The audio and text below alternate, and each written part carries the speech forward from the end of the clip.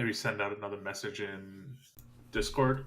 Yeah, let me do that really quick. I'm gonna tweet it from our account.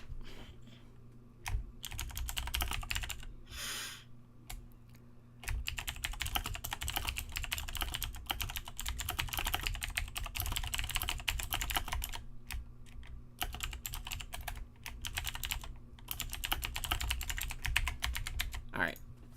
Let me send that out. Spider's messaged me too.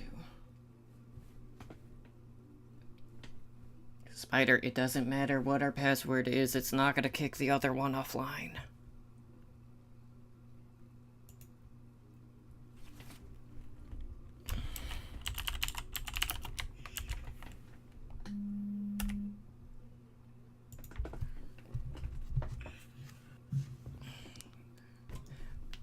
Anyways,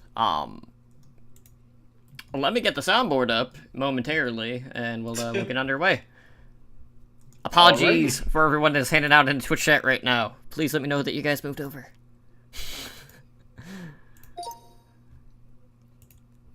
Man, I can't even remember the last time we had to use the soundboard. I gotta get back to the basics, right? Back to our roots. We won't have big foreheads. Well, I won't have a big forehead. I mean, it was primarily, you know, happening with me. But anyways, I'm trying to see if my Twitch chat is actually going to update. It's going down. Okay, I'm just making sure I can see it, because that's primarily the important thing. So yeah, that's good.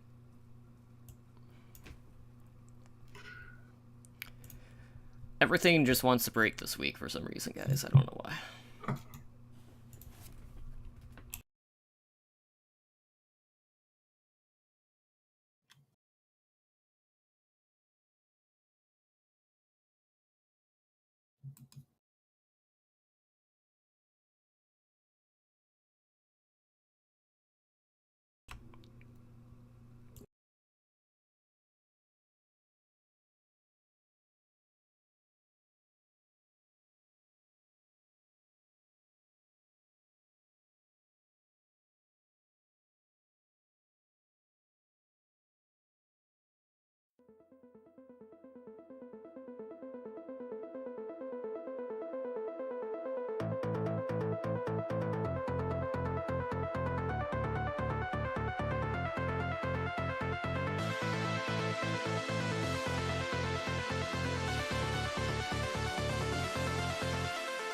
You are listening to Heroes Never Die, your one-stop spot for all the latest news, Overwatch League results, and mishaps in Overwatch.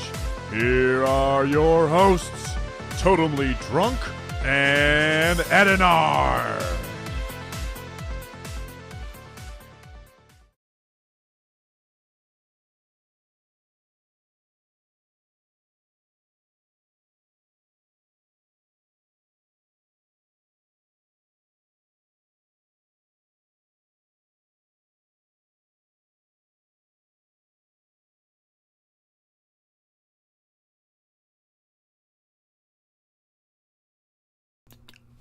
I fixed it. Don't worry. Okay. So BeLive is definitely having some issues. I don't know what the issue is here. It was just giving me an error and I wasn't actually able to get back into the lobby even after we tried to refresh the page or even start a new broadcast. And everything that we tried to do after that decided, you know what, that's not going to work either. So, you know, we tried to reset the stream key. That didn't work. We tried running OBS. And I'm not going to check my phone. There's no reason for you to go on the other Twitch account right now. And I'm not going to do it when we're in the middle of a podcast. Come on now, you should know better. But anyways, I want to thank everyone for switching over to the personal channel since our other one is stuck in a repeated loop. So welcome back to Heroes Never Die, your one-stop spot for all things Overwatch. I am your host, Totemly Drunk, and tonight on episode 156, we'll be discussing the latest in Overwatch, Overwatch esports, see what's buzzing in this week's hot community topics, preview Overwatch League Stage 2 Week 3, talk a little bit about the new event that dropped on Tuesday, that being none other than Archives, Storm Rising, and so much more. Before we can get into the news and introduce you to my co-host, I just want to take a moment to thank everyone who is hanging out with us live on my Twitch channel, not the primary one, and of course, thank all of our repeat listeners. So, joining me tonight, as always, is my co-host, Edinar, and Ed, we're smack dab in the middle of one of the nerdier release months that we've had in quite some time. Game of Thrones is back. We have players celebrating in-game with that, which we'll talk about here in just a little bit.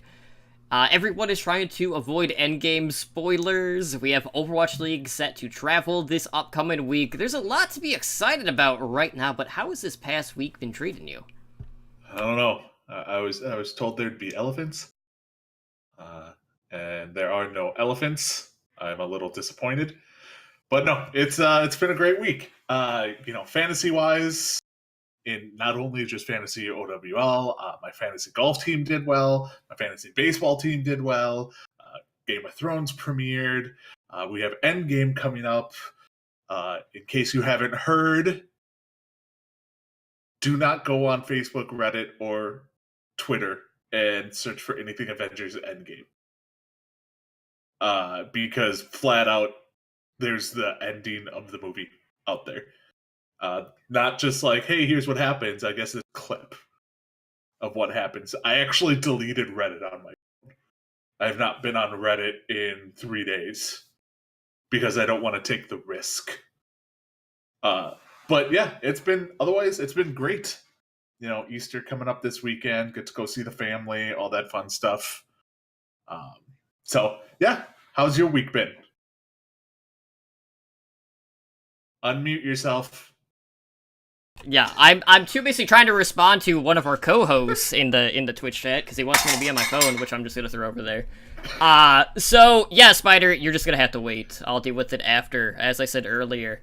A little bit flustered. We have some issues tonight. But it's been a good week. We've been playing a ton of Hearthstone lately, with the new expansion having dropped, so been dabbling back into that. Steadily climbing the ladder after, not playing for several months, so, having to start at 25 all over again really isn't that big of a deal, because wins are easy. But, Overwatch League has been pretty good. We got quite a bit to discuss tonight, so I don't want to waste more time as, seeing as we're starting like half an hour late already as is, but everything is good. Let's jump right into the news for this week. So first up, we actually got a couple of updates from our dev and savior, Papa Jeffy Cap, and he actually sat down with O'Nickel to talk about the event that dropped, that being Storm Rising, as well as some upcoming plans for the game. So Jeff confirmed a number of different things during this stream. He mentioned that neither Sojourn or Echo will be the next hero released in Overwatch, but what we do know that is hero related is that we have confirmation Junker Queen is currently in development as a playable hero. So, this is kind of going back quite a way here, and there was a lot of discussion about, whether or not a lot of these characters that have been popping up over time are just going to be kind of, side characters, if they're going to be playable, or if they're just going to be there for whatever media, and Junker Queen was definitely one of them that kind of surfaced that a lot of the community kind of fell in love with and had a lot of fanfare pretty much right out of the gate, so it was a lot of waiting period, not as long as the wait period that we had before we got that Riptire backpack that I've been begging for, for a year since the game came out, which we finally got after all this time. But Junker Queen is going to be a welcome addition, and I cannot wait to see what they're going to have in store for her toolkit. I'm calling it now, flamethrower. Some form of a flamethrower will probably be used by her. But yeah, no, it's good to know. I was worried we would start getting an influx of ancillary characters that appear in the lore, but we don't actually ever see in game. Like Echo, Junker Queen, any of the other characters that have names in some of these skits, that they just would be lore fodder in the future. But turns out Chunker Queen is not. We're gonna get her. It'll be interesting to see. I'm sure all our predictions will be 100% wrong. And but I'm looking forward to it. Sounds like she's either going to be the next hero or the hero after.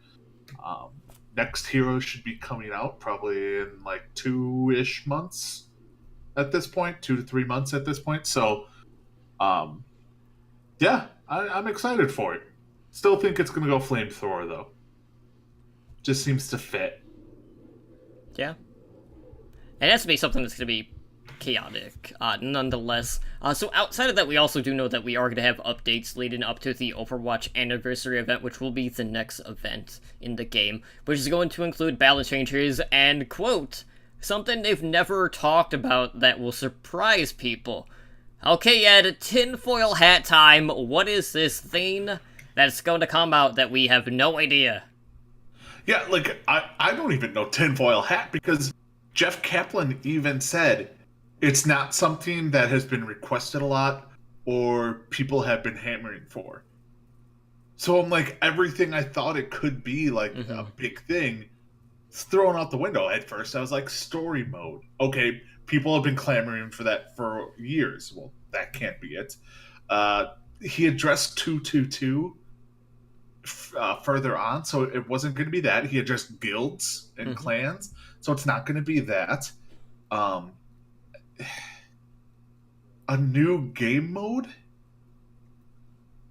Maybe? Yeah, see, like, that's the only thing that really came to my mind, just because it's been in discussion, but it hasn't been as prominent or as requested as a lot of the other features that you were just mentioning before that. Yeah, it's... Who honestly knows what they're planning? Because it could be legit anything, because all the obvious ones are what people have been clamoring for, and it's not one of those. Or Jeff could just be lying to us. I think they're just going to retire and vault Brigida. They're just going to give up with a balancing entirely and just be like, you know what? We messed up, our bad, gone. So here's the thing. She is not that broken if you institute 222. If you go 222, she needs to be buffed. Like, to be playable. It's the fact that she fits so well in the 3-3 that makes her overpowered. In a 2-2, she's not that great. I'm just going to say that right now. So, yeah. I don't know. What could it be? Do you have any guesses whatsoever? I gave you my guess. Oh, God dang it. Vaulted Brigida. Okay. I saw something on Reddit. They're like, well, obviously now we know that they can ride cars and motorcycles. Maybe they're going to add some sort of motor vehicle to the game. Okay. Spider saying solo mission training per hero. That could be something. But Yeah, that's something people have been asking for, is more solo stuff for practice. Well, we've kind of talked about that in the past when it comes to, like, an updated version of the target practice or, you know, just the training mode. I mean, that's definitely something that I could see them doing. Maybe... Some form of solo content? Not story mode, but solo content. Maybe? I don't know. It's so hard to say. So outside of that, speaking of the anniversary event, Jeff Kaplan also noted that D.Va is going to be getting a, quote, break the internet skin. Now here's the thing, Ed. I don't know what sort of skin this is going to be that's going to supposedly break the internet. But if there's one thing that we can always rely on, it's one community at least who is going to try to break the internet just with their fan art of it. But I don't know what it's gonna be. Like, we've had the cop D.Va, you know, we had the Black Cat D.Va, which everyone seemed to like. We had the Shooting Star one that went right in with the animation. Where else can you go here? I'm clueless here. I mean, the only skin that's broken the internet so far is Buttgate. So I feel they will not make Buttgate 2.0. But that's, I feel, is the only way for them to do it. Yeah, Spider's saying schoolgirl diva. It could be that, but then the thing is the diva mech in a schoolgirl uniform? Because that would be very awkward. I don't know how I feel about that. It's like the if you watch Futurama, oh god, the giant robot from from the moon Okay. that Bender's in love with. So, I don't know. It could be, but I have no idea what it's gonna do. Maybe they're gonna like incorporate it with something else, like cross promotion with something or another. It could do something like that, like a cross promotion. I don't know. Diva's mech turns into a Toyota Corolla. No, no Toyota Corolla. I mean, the sponsorship is there for the Overwatch League, not for your actual Overwatch. A Sour Patch Kid. Like, what do you think the community reaction would be if they would say come out with a Diva skin, but actually change her to like Demon or something like that, where it's just completely revamped and you have a different character for that skin? Could. Yeah, that would actually be really interesting. The other thing is turn it into a complete anime type of mech. I'm looking at Into the Spider-Verse style. Okay. Do something like along that route. That could do it. So yeah, Spider is mentioned in Destroyer Diva from Heroes of the Storm, which, by the way, I don't know if you guys heard about this, but Heroes of the Storm is actually a classic game according to Blizzard. They've really given up on that game. Wow, they've already moved it to classic. That's the thing. That was in one of the job posters. So okay. Anyways, moving on. We obviously got a new event this week, and this kind of ties in with that. The map that is featured in Storm Rising, that being Havana, is going to be hitting the PTR soon. So basically, it's going to be the same map that we're getting, in the game right now, just playable as a payload map.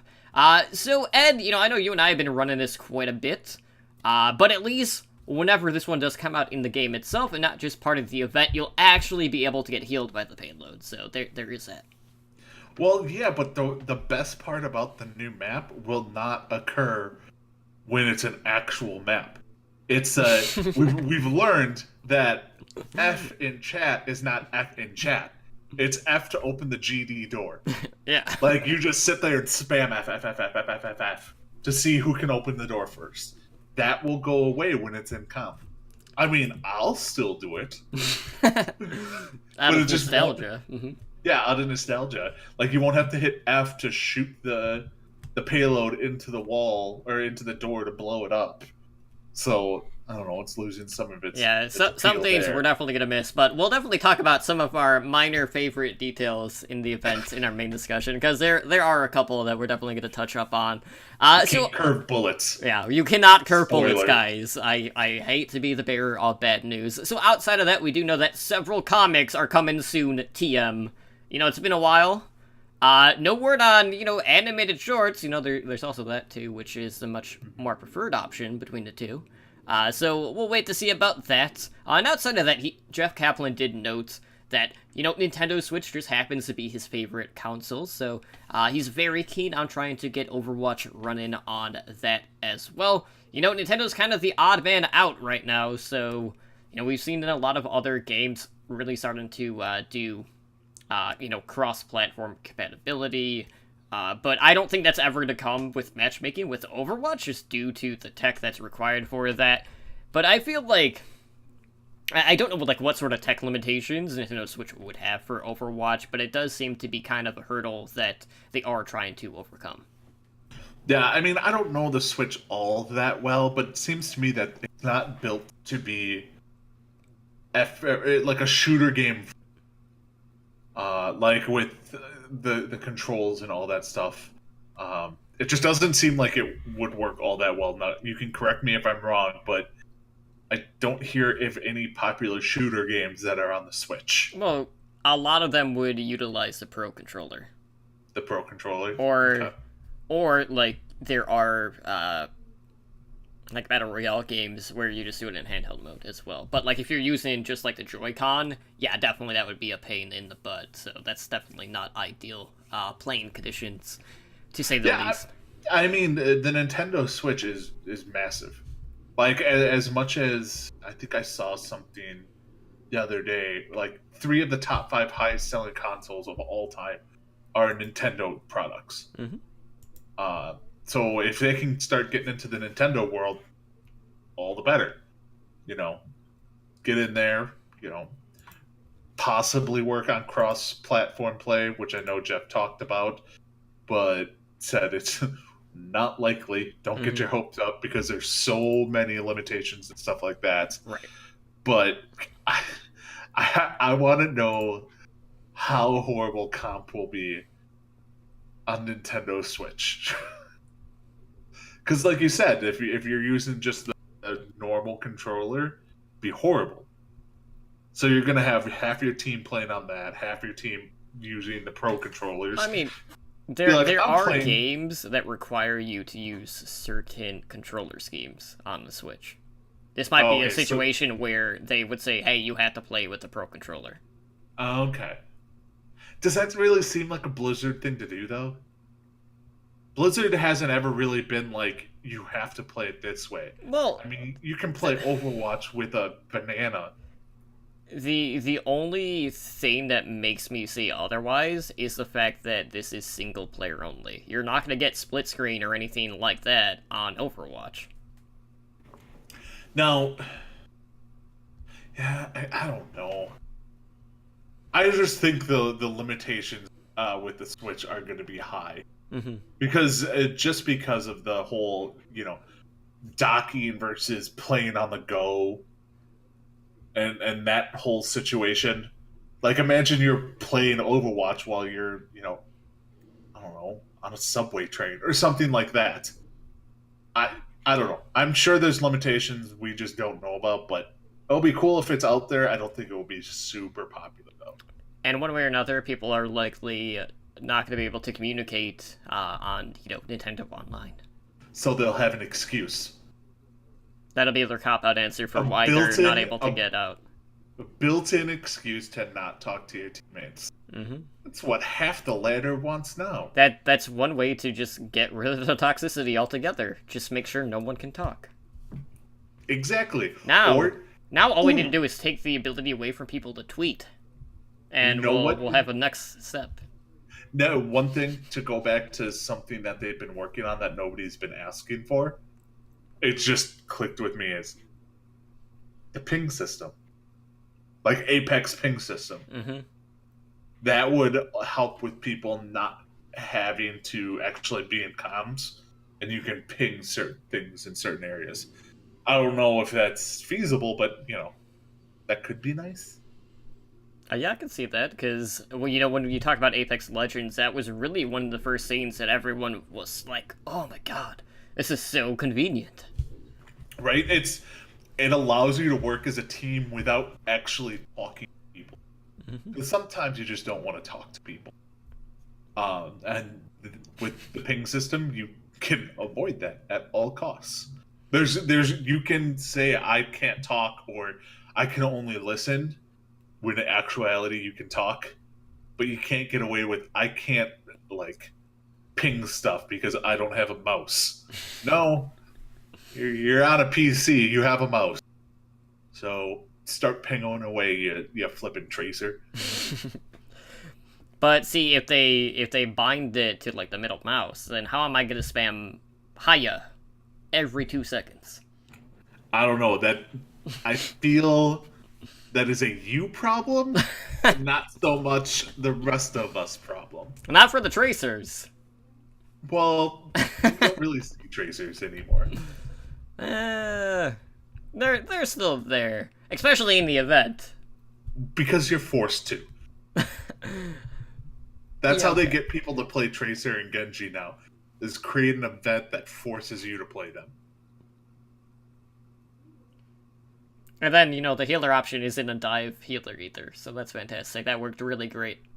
But anyways, let's go ahead, let's move on. So, something I mentioned at the top of the show, that, you and I were definitely hyped up for was the return of Game of Thrones. Winter is finally here. And, while Chicago was getting ready for Game of Thrones' final season by snowing the entirety of Sunday, one Overwatch player actually took to the pianos of Paris to celebrate. So we had a YouTuber, Rodrigo Leyes, who recorded the Game of Thrones theme song via the pianos. So basically what he did was he recorded each individual note as Sombra, and then he did a lot of video editing to piece them all together to make the theme. And I highly recommend everyone checks it out. It's definitely worth a look. And when Paris came out, we were always wondering, okay, what sort of quirky things are we going to be seeing people make when it comes to the pianos? And really, this is one of the few times outside of, like an aimbot one that we saw with the pianos prior, to have surfaced over on YouTube and gained, a lot of traction over on social media and on Reddit. I mean, I didn't think we'd see something this elaborate because a lot of time went into this, and the timing is just right. I showed it to literally everyone who knows what Overwatch is at my job. I'm like, watch this, just watch this, and I think I hit 10 or 12 people today at work, and I'm like, this is pretty awesome. It's amazing how much it sound like you can just tell right away it's a Game of Thrones soundtrack or opening song.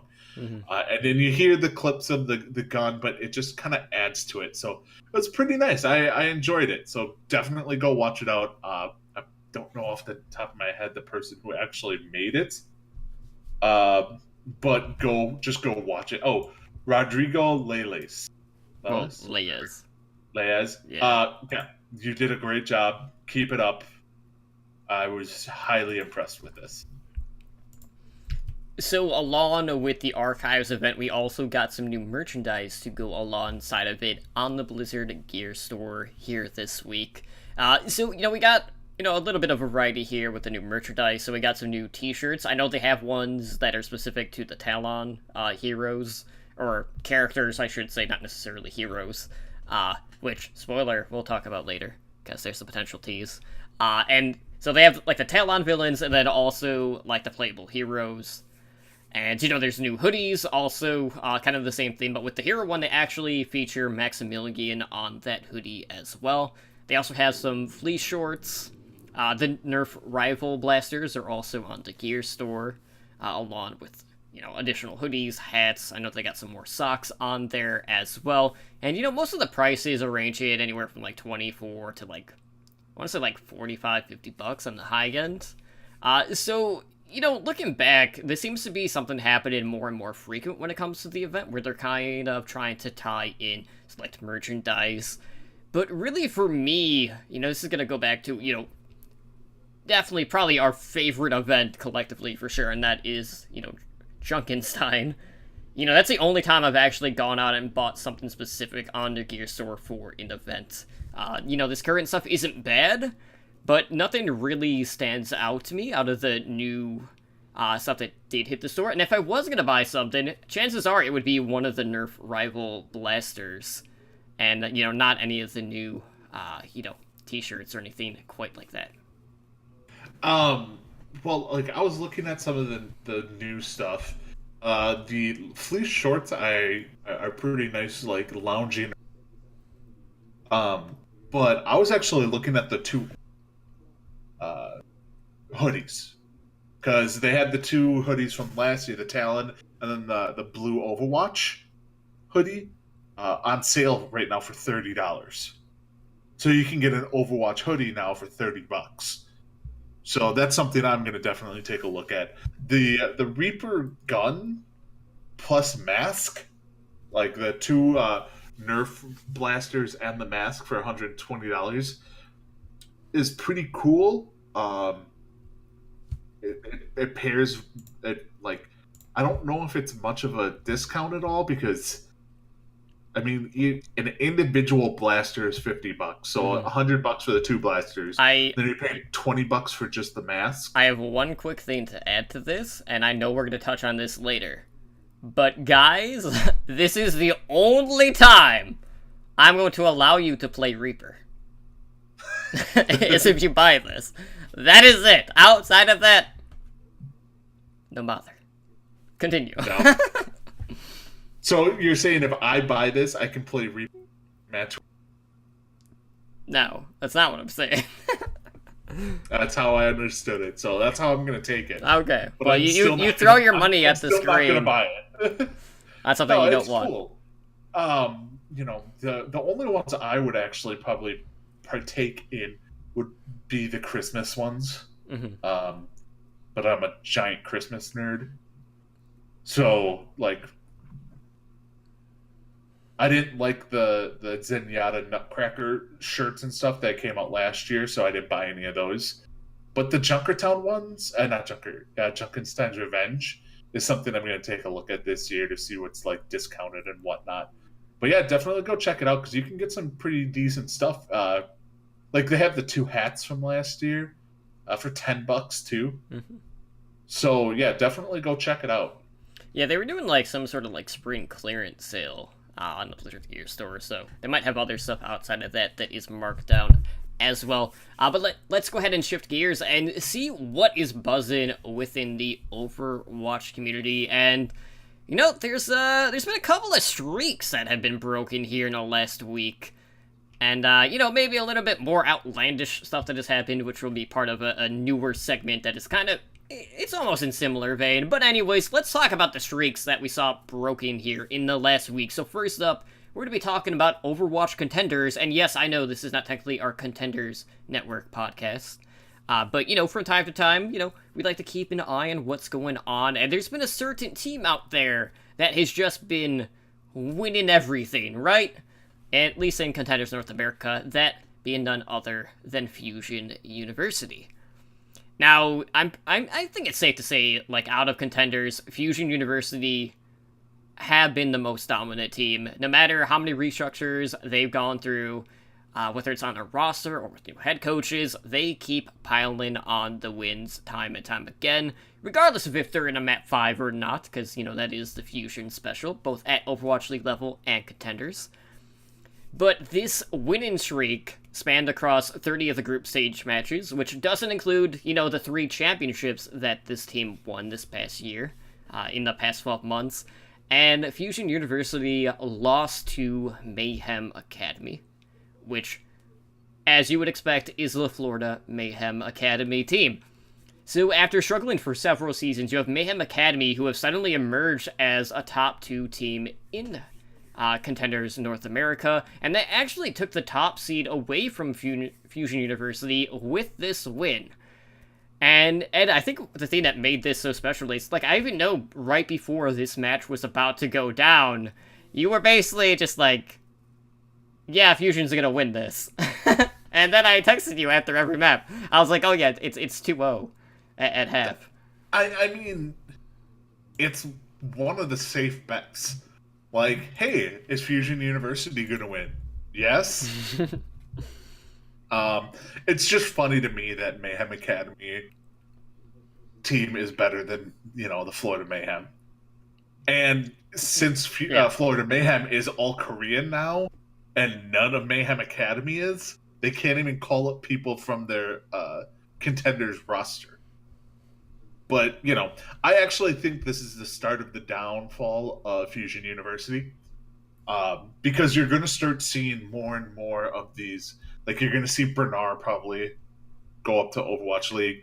Alarm is destined to be in the Overwatch League.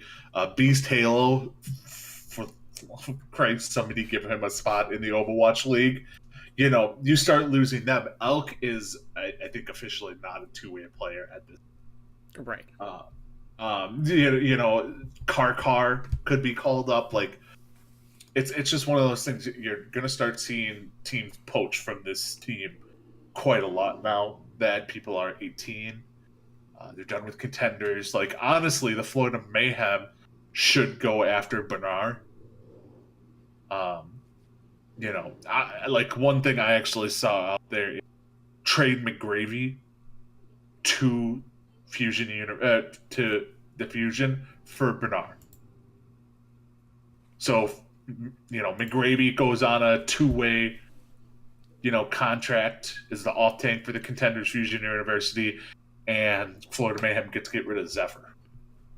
It would work out well for both teams. Alarn, probably not going to get called up to Fusion University, will get called up to another team when he's 18 in I think towards the end of this season of Overwatch League, I think he turns 18.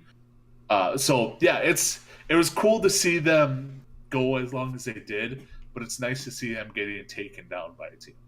Yeah, no, what was cool too here was, whether it was in Twitch chat or even on Twitter, you saw a lot of people basically tweeting, "I was here when this happened," because it was such a monumental occasion. And what really kind of like set the stage was the fact that, Mayhem Academy came out on Leishan Tower, which was the first control map loss for Fusion University as well, and then they ended up taking a 2-0 lead into halftime when they took Eichenwald. And then we went to Hanamura, which was a crazy map that finished in a 6-4 map score. But Fusion Uni did take the final map. But one way or another, no one would have expected this, just knowing the past history. And we'll see what sort of effect this is going to have on Fusion University, because this is brand new territory for them. So we'll see whether or not they can get their back-to-back championship, or whether, maybe this is going to be a bit of a changing of the guard. But, for me, it's just crazy to see how in one season, basically, Mayhem Academy restructured and went from, honestly, like one of the bottom teams who were in danger of getting relegated to suddenly being the top seed in their respective regions. So, happy to see it. But that was not the only streak that was broken here in the last week. And now we're going to transition to the Overwatch League.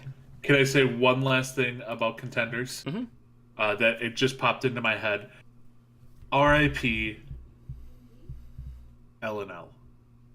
There's one person left on the LNL from the original L roster in Contenders now that Ajax is looking for a team.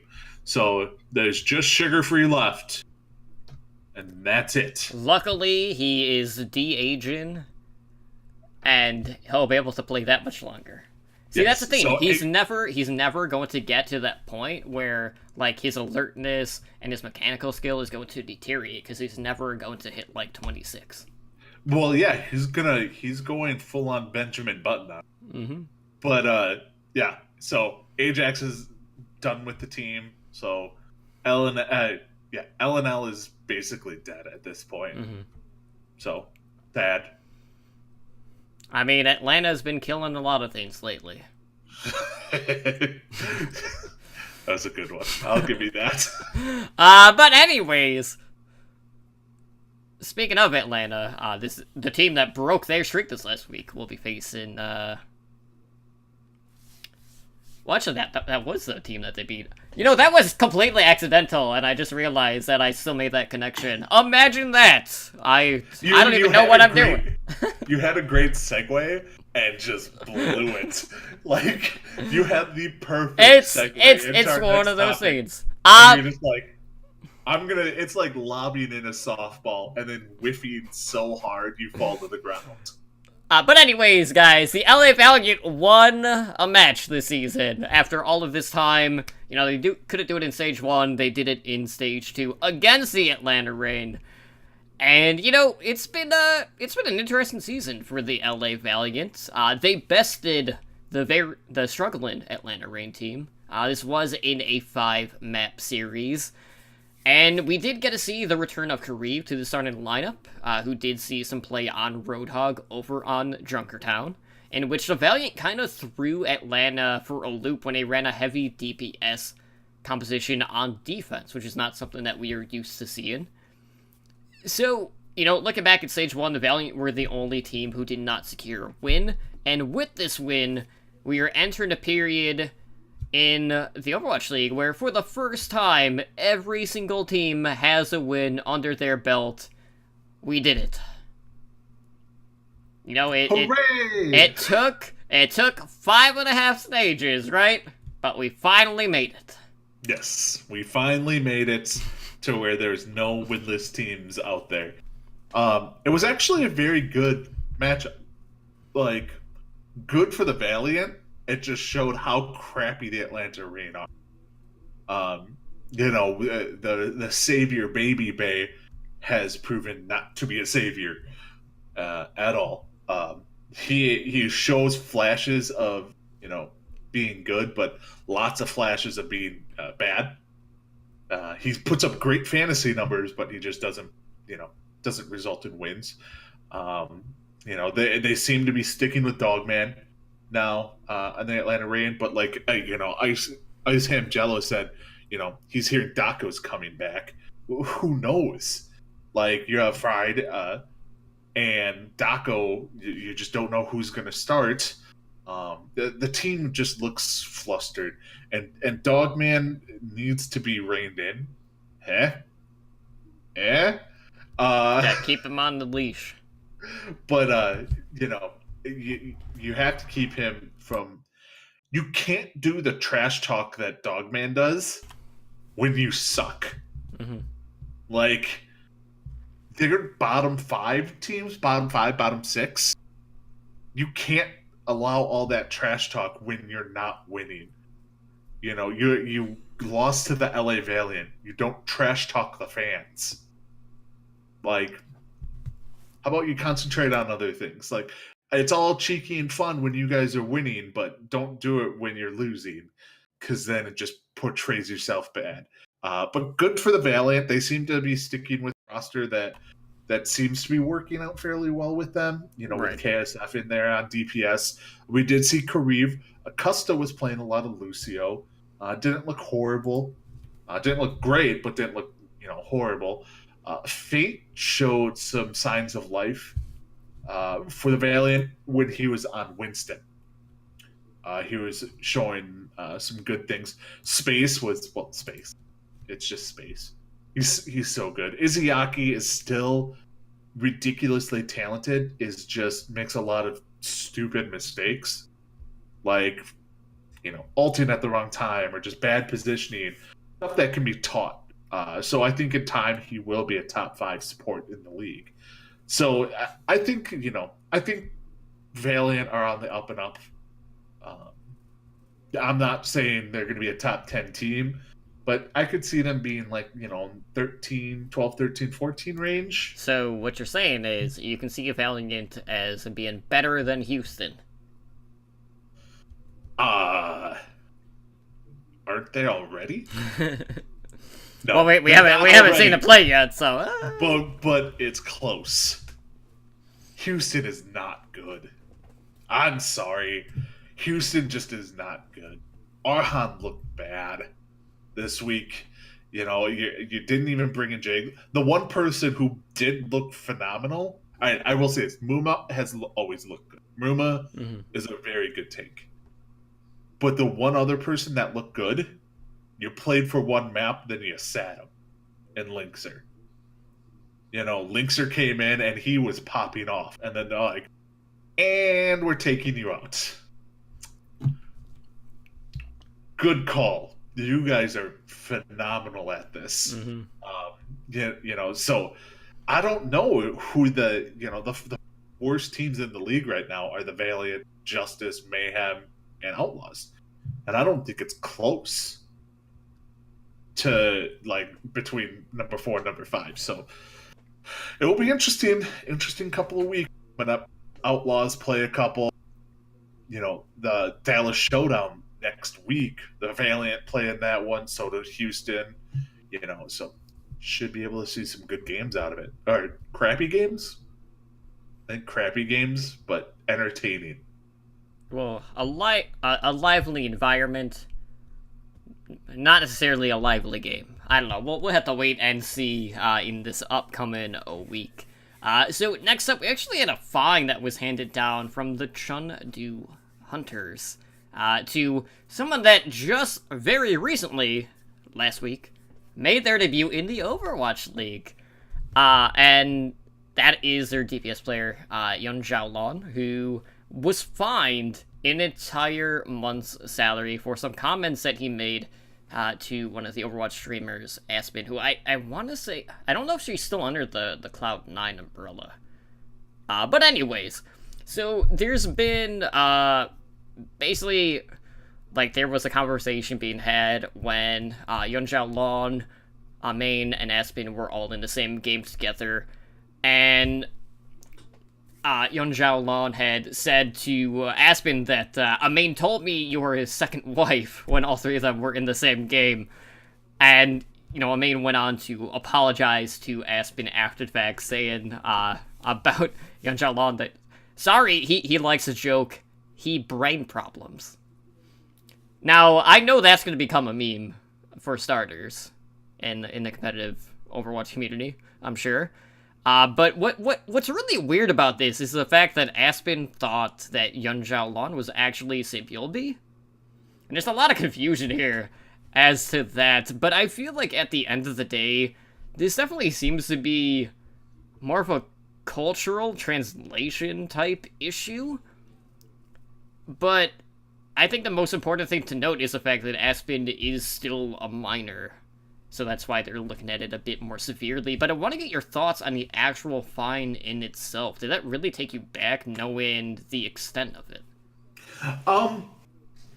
If only the fine comes from this, no, it didn't. I think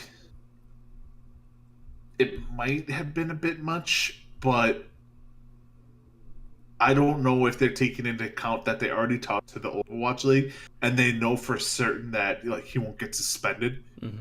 For what he said. If he gets suspended on top of this, that's excessive in my mind. I think he's just going to get the fine, not get suspended, and, you know, he's already publicly apologized.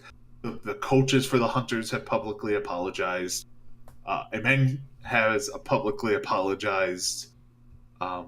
So I don't know. Like you said, there's probably a little bit of, you know, language issues going on there, but again, that doesn't really make it okay for him to say stuff like that.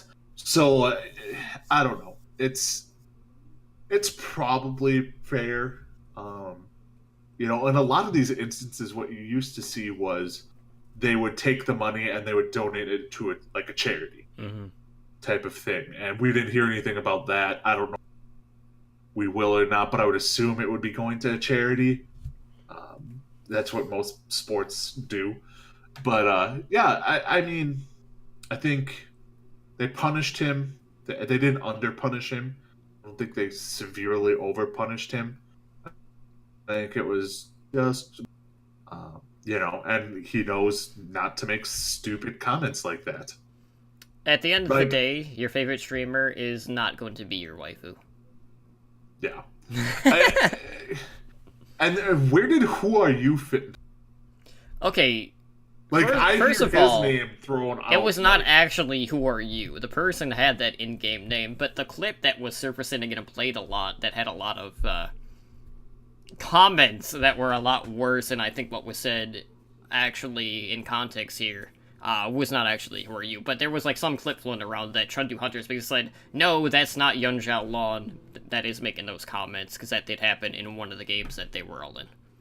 Okay, yeah, because that's the first Twitch clip that I saw. I heard it and I was like, whoa. Yeah. Like that is a massive suspension, massive fine comments, and it turned out to not be him. So thankfully that was not him. There was just another piece of trash in the game that is not in the Overwatch League. So, but you know, you see it more and more publicly. You're starting to see it more and more. So I mean, the best you can do is if you see it, report it, tell them to shut up. You know, all that fun stuff. So, you know, there's a couple of other people that have maybe been saying a little bit too much, right? especially on social media. And a lot of this kind of surfaced after the Houston Outlaws and Vancouver Titans series. So this is going to be like kind of a continuation of this segment, but it's just one of those things that we have to sit back and just go, really? Are we really doing this right now? And I'm talking about Houston Outlaws general manager Flame. So, okay, this is basically what happens. A lot of this stems from the fact that you have Houston Outlaws, who took the first map off of the Vancouver Titans. They were looking good. Then Linkser playing Hitscan. His rotations were phenomenal. Hitscan, like, Linkser was popping off, and they looked like, you know, they would be able to build off of that momentum. And then Outlaws decide, you know what? We're gonna mirror 3-3 Vancouver Titans. And this whole conversation stems from this. So needless to say, Houston Outlaws end up dropping maps 2, 3, and 4 to Vancouver. You know, they lost the series 1-3. And I know Monte Cristo was definitely kind of like at the helm of this as well, saying that, you know, he tweeted, "You will not beat the Titans in a 3-3 mirror. We literally have evidence stretching back to last summer to show this is true. Stop trying, for the love of God, stop trying." So, you know, I think it's safe to say Flame did not take too kindly to this. And it just kind of got to the point where he was just calling out the Overwatch League analysts, saying that they really know nothing about the meta. Or 3-3. Things like that. And I know there's been, like, some updates to this. Monty released, like, a Monty's musing about the subject. They actually had Avast and Flame on Oversight this week, which is with Thorin and Monte Cristo, so I would recommend everyone goes to check that out. But at the end of the day, Ed, and this is something that you and I were talking pre-show, when it comes to a conversation like this, where you're going to have a lot of points for or against your viewpoint, right? Twitter is not the place to flesh out these conversations, because there is no way you can make any sort of argumentative thought process in a character limited environment. Yeah, it's one of those things where not only can you not get your arguments across, people don't know your tone through text. You know, it's one of those things where somebody could be having a conversation and one person reads it the wrong way, and then all of a sudden all hell is breaking loose. And they talked about that on Oversight. And like about how, you know, everyone was blowing this out of proportion. Everyone, you know, like, yes, they were like, quote unquote, arguing about it, but it's not like they weren't attacking each other personally. Really, it was more like they were arguing about the subject. I personally am on the side of Cristo on this one, but I kind of had not a deeper understanding, but like I saw it more for what the intent of what he was trying to say. And I think a lot of people took it as he's just bashing the Outlaws.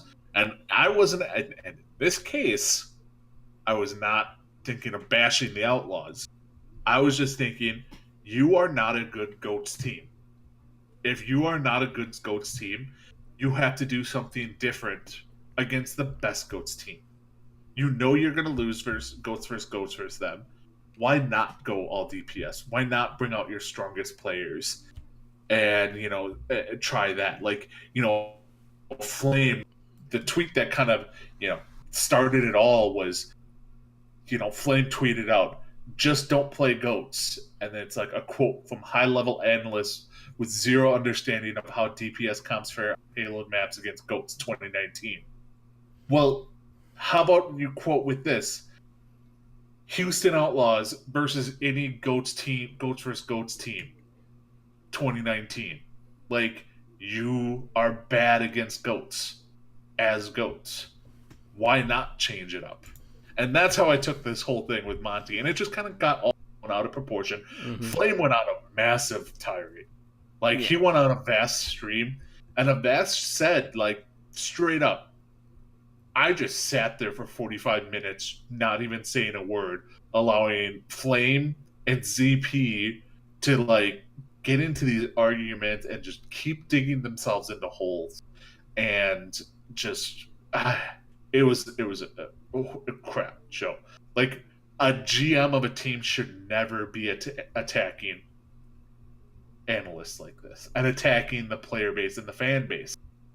Like, yes, I know you're trying to defend your team and your players. You do not do that by attacking the fan base and the announcers, because the announcers are there to honestly make stories out of everything. Like, that is part of their job, is to make things more interesting for people to watch. And this is exactly what Monty was doing. He was creating talking points. He was creating, you know, conversation about all of it. Don't attack them for that. So Flame was just an idiot. Yeah, plain and simple. Their players handled it a lot better than Flame did, without question. But anyways, outside of that, you know, speaking of Los Angeles, this is kind of circle back to the Battle of Los Angeles, where we saw the Valiant going up against the Gladiators. So, you know, before this, I was like, alright, you know, this is an easy win. Gladiators are going to take this, no problem, right? And then, Hanamura happens, and Surefour is like, you know what, guys? I'm going to run Reaper. Stop it. It's... Every time I see a team play Reaper in the Overwatch League, I think back, and I don't know, and this is very weird for me to think of, but if you've ever watched Parks and Rec, and the flu season episode, and you have Rob Lowe staring at himself in the mirror, yelling at himself, going, "Stop pooping." It's just like every Overwatch League player that is like hovers over Reaper, they should look in the mirror and be like, "Stop Reapering and don't play it. It doesn't work." Like, Surefour, the master of all, you know, flexing DPS, didn't even make Reaper look remotely viable. Like, the worst character in the game right now is Reaper. Like, I will say that for competitive in the GOATS meta, Reaper is horrible. Like, every other character is more effective than Reaper at this point. He ulted with 6 people there. He didn't get a kill with Reaper's ultimate. Okay? It is useless. Stop trying to make it work. PSA over. Yeah, and I do want to mention here, too, the fact that Gladiators got on the point, which effectively had the Valiant drop down from the high ground, so Valiant had to take the fight to the point, which theoretically should have put Reaper in a better position to have effectiveness. But the problem is, at the end of the day, Reaper was not designed to be a counter to the 3-3 composition. And I don't know why this trend keeps trying to rear its ugly head, because it hasn't worked. Can we call this the reverse bamboozle? Like, the fans weren't bamboozled. The other team was bamboozled because they went up against a... Basically, they gave the Valiant, like, this false sense of security, where they're like, you know what? We're not going to give you a map loss in this case, so maybe at the end of the season, if by some virtue they manage to squeeze their way into, like, top 12 to get into the play-in tournament, that one map is going to make a difference because it wouldn't have been a loss. See, they're playing the long con. That's what they're doing. But, oh my god, it was so brutal ugly. Like, it's hard to explain. Like, I don't even get why. I know why people think Reaper is good against GOATs, because he does a lot of damage up close. The problem is, Reaper up close sucks in GOATs. Like, you can burn him down, you can shield bash him, you can make him utterly useless.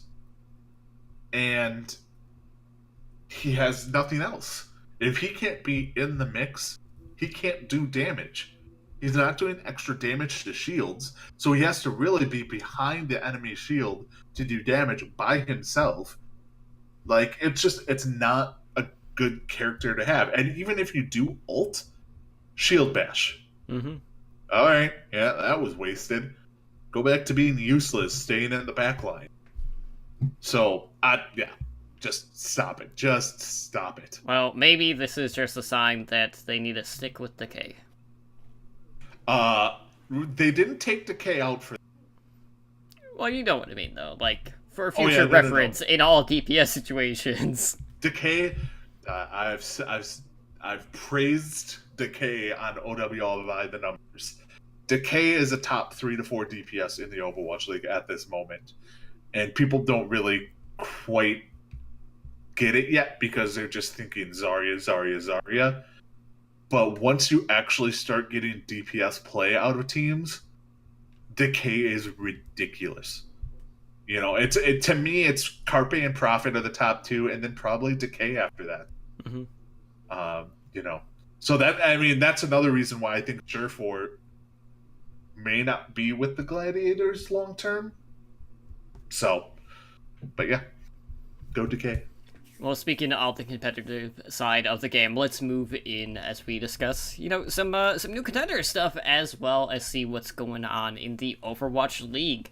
So we do have some new details for Contenders Showdown. These upcoming international LAN events for Contenders that are to be held kind of in the mid-season break for the Overwatch League. So just as a reminder, we have the 8 Contenders regions being divided into 2 different divisions, each consisting of 4 different regions. So we'll have the Pacific and the Atlantic. The Pacific being held in Shanghai, China, and then for Atlantic, that will be in Krefeld, Germany. So we will have 4 regions sending their top teams to both Showdown, and again, this is during the mid-year break. So for the Pacific, that is May 24th through the 26th, and you'll have top teams from Australia, China, Korea, and the Pacific, and both of these are a double elimination bracket. So I did not have time to convert the starts of these matches, so apologies in advance. I'll hopefully get back to doing that at some point. But these matches start each day at 1 p.m. Chinese Standard Time, and I don't know if you want to Google that really quick. Muted preferably. But you'll have the top Australia team from this season. You'll have 2 of the top Chinese teams, 2 of the top Korean teams. Spoiler, one's definitely going to be Runaway. And then you'll also have the top Pacific team. And then for the Atlantic, this one runs May 31st through June 2nd. And you'll have the top teams from Europe, North America, and South America. So this will be Friday, Saturday. We'll have start times of 4 p.m. Central European summertime. And then Sunday we'll start a little bit later at 5:30 p.m. CEST. So with this, you'll have the top 2 European teams, the top 3 NA teams, as well as the top South America team. And for the NA side, it's important to note that that 3rd spot is going to be decided in kind of like a play-in between the 2nd place teams from North America West and North America East. So whoever wins there will be the 3rd team invited to the Atlantic Showdown. Now, do you have it, Ed? Yeah, I have the times. Okay. So the Chinese time, 1 p.m. is 1 a.m. Central U.S. time. I will not be watching those. And then 4 p.m., you said it was 4 p.m. Europe? Central time? Europe. Yeah. Yeah, 4 p.m. Europe time is 10 a.m. U.S. Central. That's more manageable. I would watch that on Saturday. I will not watch the 1 a.m. match.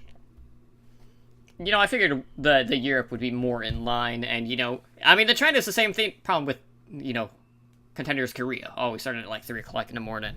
But anyways, so we'll have the first place teams in China, Europe, South Korea, and North America receiving buys into round 2 in the upper bracket. And all of these matches will be 1st to 3, with the grand finals being 1st to 4. Alright, Ed, so outside of that, we also have the Gauntlet that's coming towards the end of the year. And there's been a couple of tweaks to this, which are pretty interesting. So we'll have 10 total invites to the Gauntlet. And there's going to be 12 from the original Showdown invites minus Showdown results. And by that, what I mean is, if you are a team that finishes in 5th or 6th place in the showdown, you're going to lose one of your respective region invites. And then if you come in 1st place in the showdown, that region is going to earn an additional invite. So there's kind of a lot going on there that we didn't really know about prior. And I honestly don't know what to make of it. But basically what it means is, if you're a weaker region, you're not going to have as much representation. And if you're a stronger one, you know, you'll have another team appear in, get into play in one of the bigger LAN tournaments, at least at this level. So, I you look confused as can be right now, Ed. So, it's just like, it's one of those things. And then I know if a graph of what it is, it would make more sense. But I'm just going to go ahead and wait for them to actually release who's playing in it to actually fully understand it. Because by what I'm guessing here is North America and Korea will probably get an extra team represented in the gauntlet.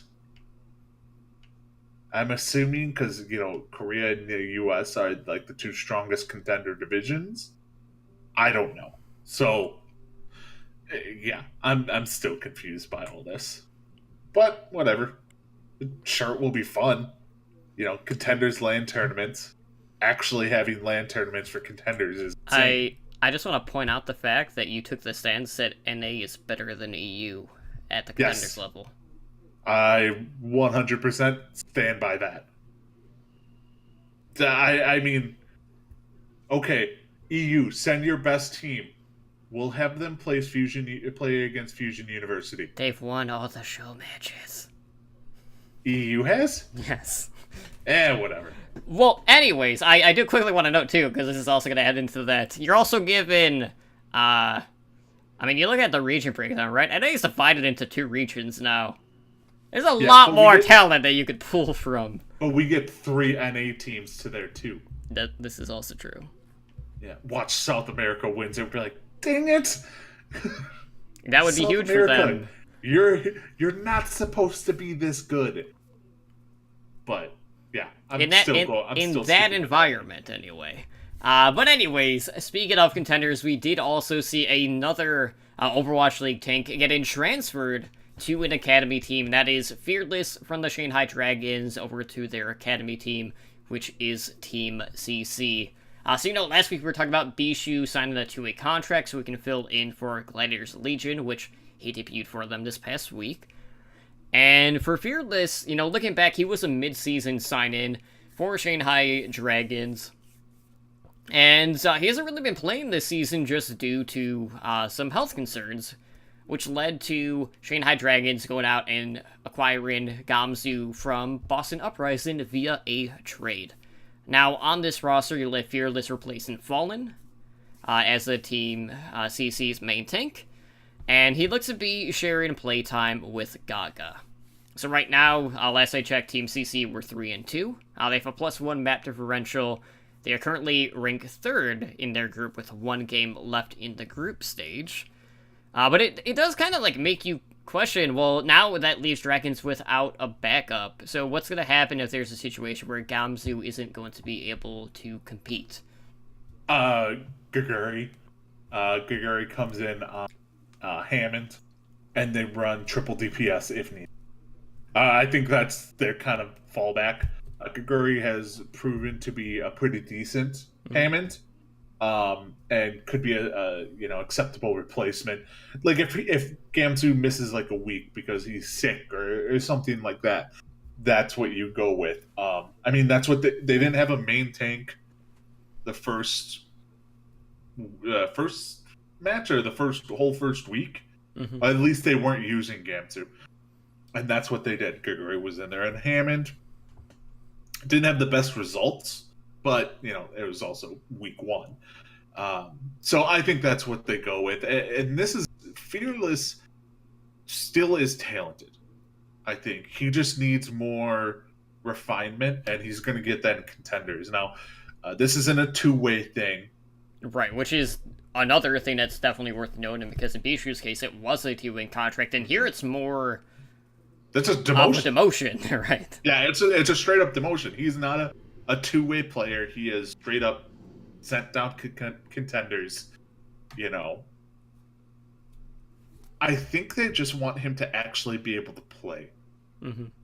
And I think that's the thing that they really want to push is they want Fearless to actually be able to play, and there's zero chance of Fearless coming in at all, unless Gamsu is hurt or sick, and that's not something you want someone who has talent to be in. A young person like that to have talent to just sit on the bench and not do anything. You know, you see it a lot in Overwatch.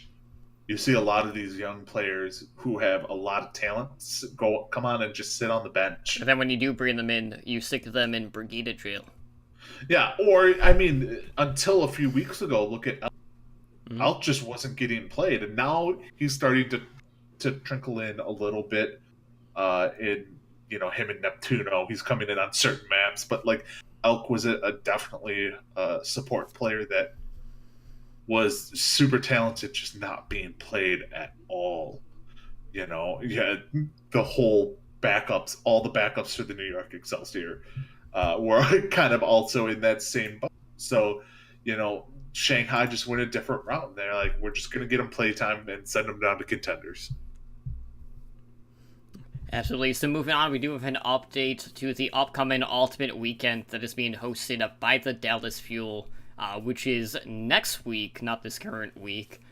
And, this is going to be our first glimpse at Overwatch League being played on the road. So the Ultimate Weekend at the Allen Event Center in Dallas, Texas is officially sold out. Which is a pretty big deal, There's always the question of, well, like, how much space are we going to be able to fill? And, 4,500 seemed to be the good amount. Whether it was just enough or, maybe a little overambitious, we don't know. But either way, it's good to see all the tickets being sold. And, again, just as a reminder, next weekend is going to feature, weekend games. And you're going to have 8 teams, each one getting to play twice over the 2 days. And just to compare, they have 4,500 tickets being sold for this weekend. The Blizzard Arena in itself has seats for, roughly 500 people. So, that's a pretty distinctive difference there. And just as a reminder, we do have 2 additional, homestand weekends happening throughout the year with Atlanta Reign and the LA Valiant. Those two teams seem to be tied at the hip at this point after, the record being broken.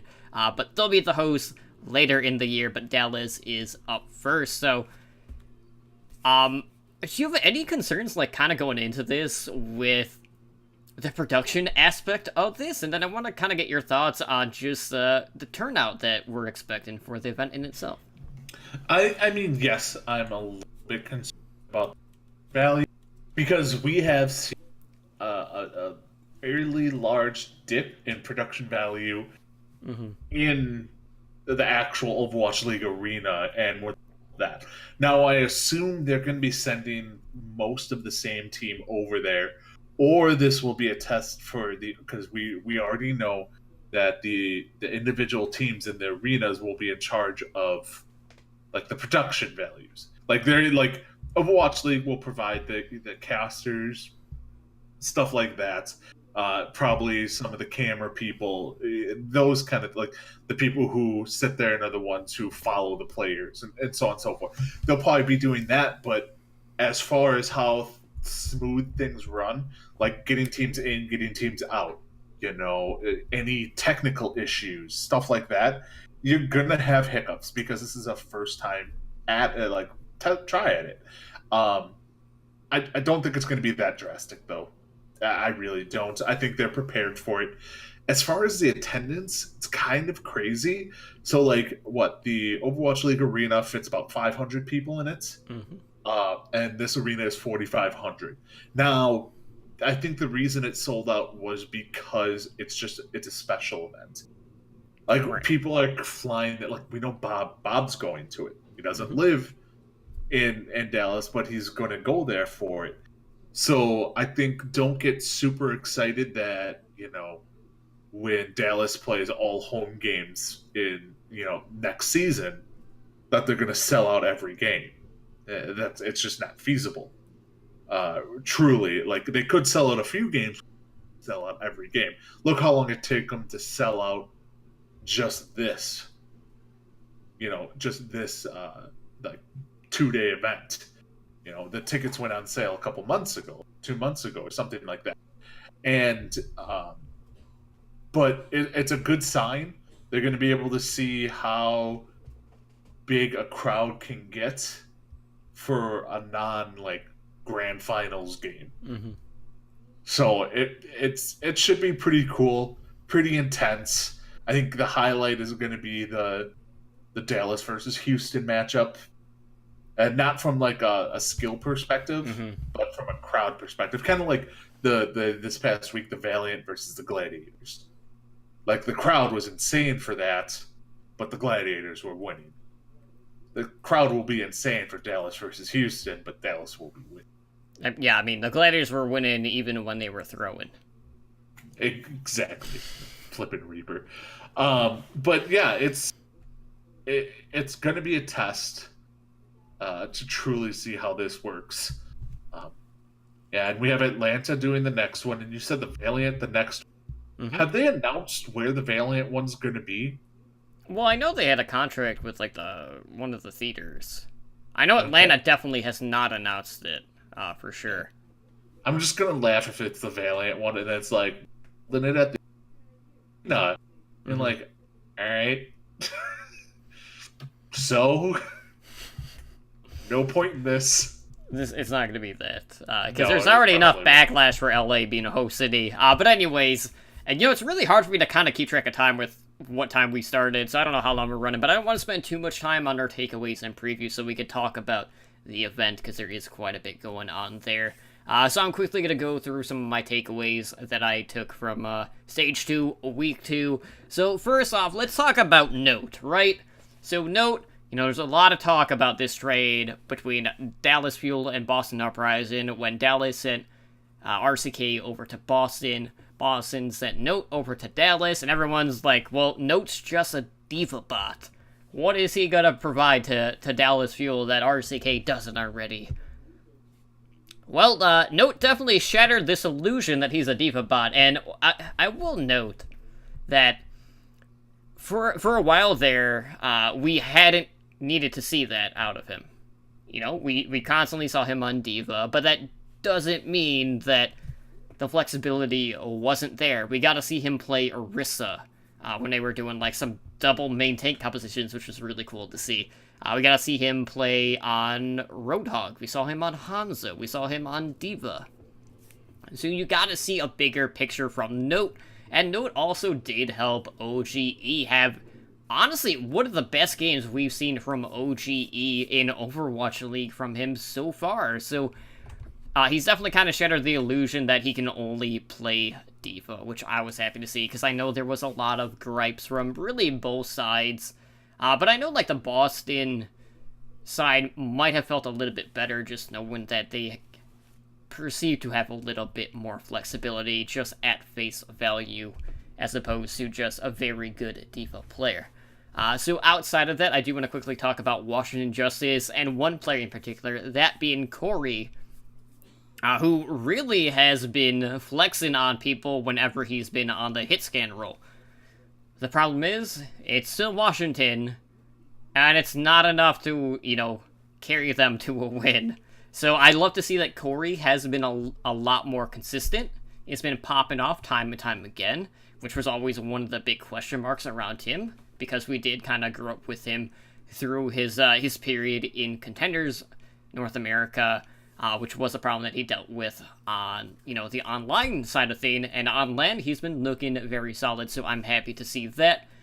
And outside of that, let's talk about one of the debuts that we saw this past week. We saw Crystal coming in for the Hanjo Spark, and he played 3 of the 5 maps, took all 3 maps.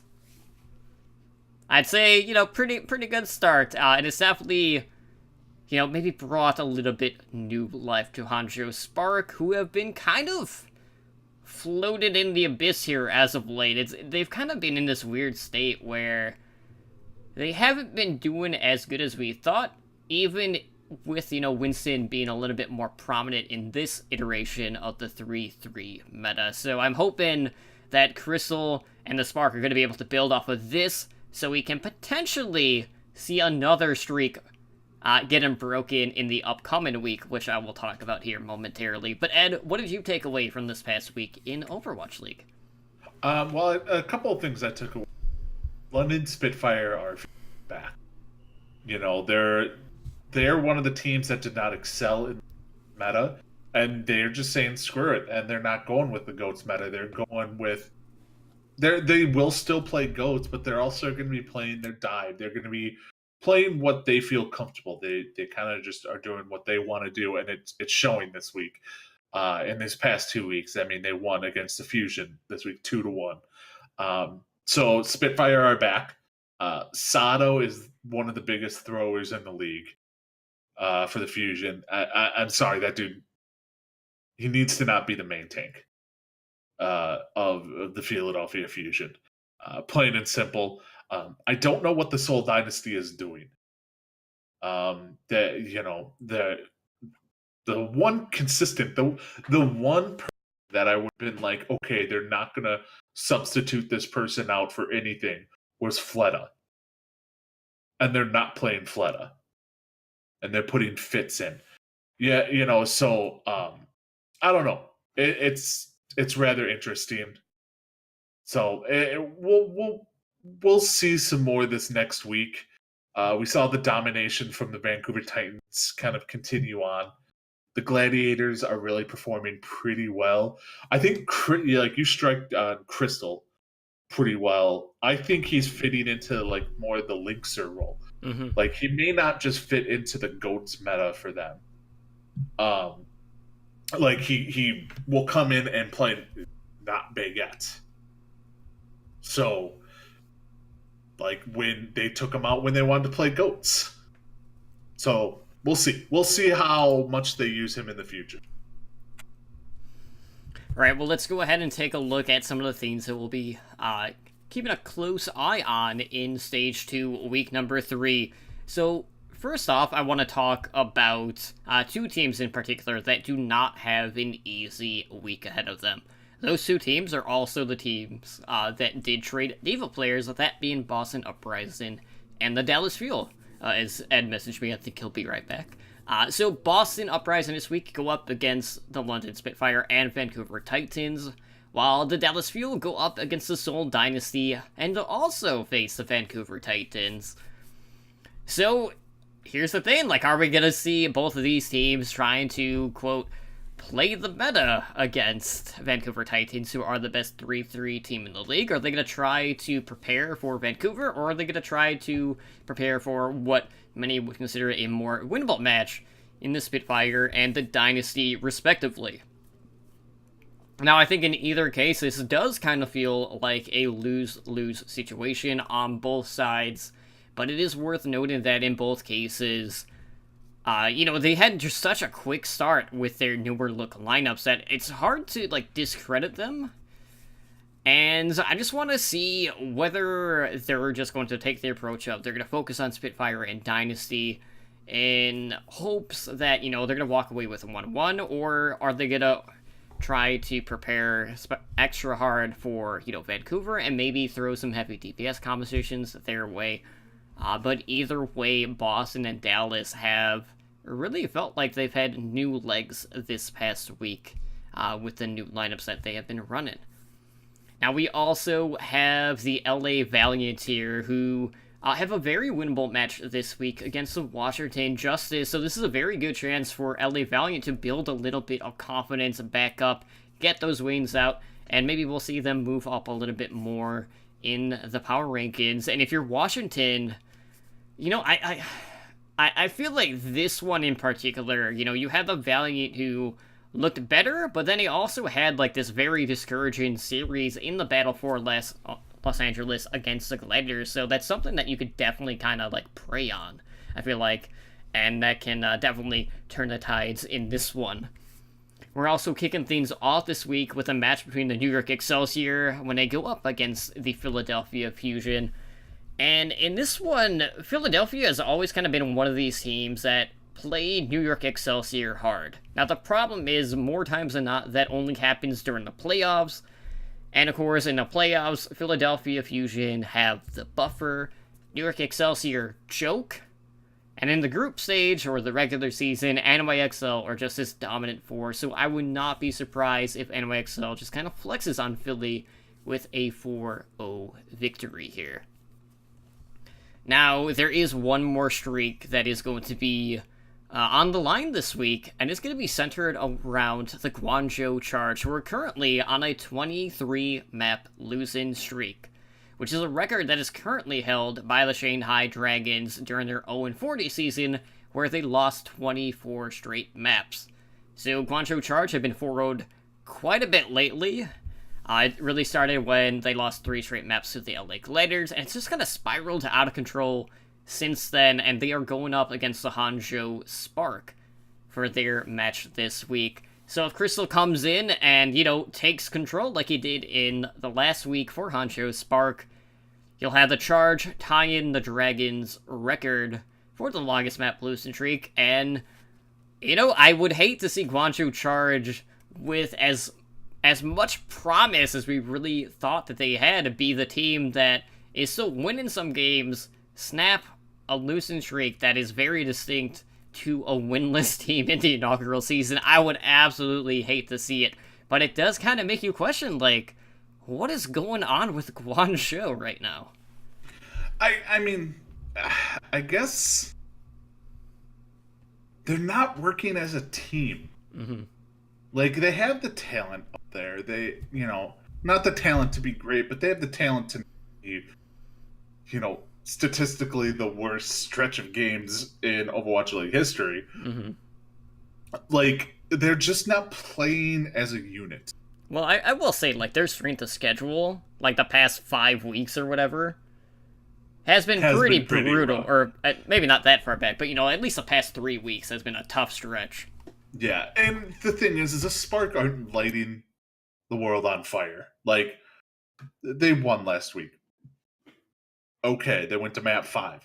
They're probably going to give up a map to the Charge.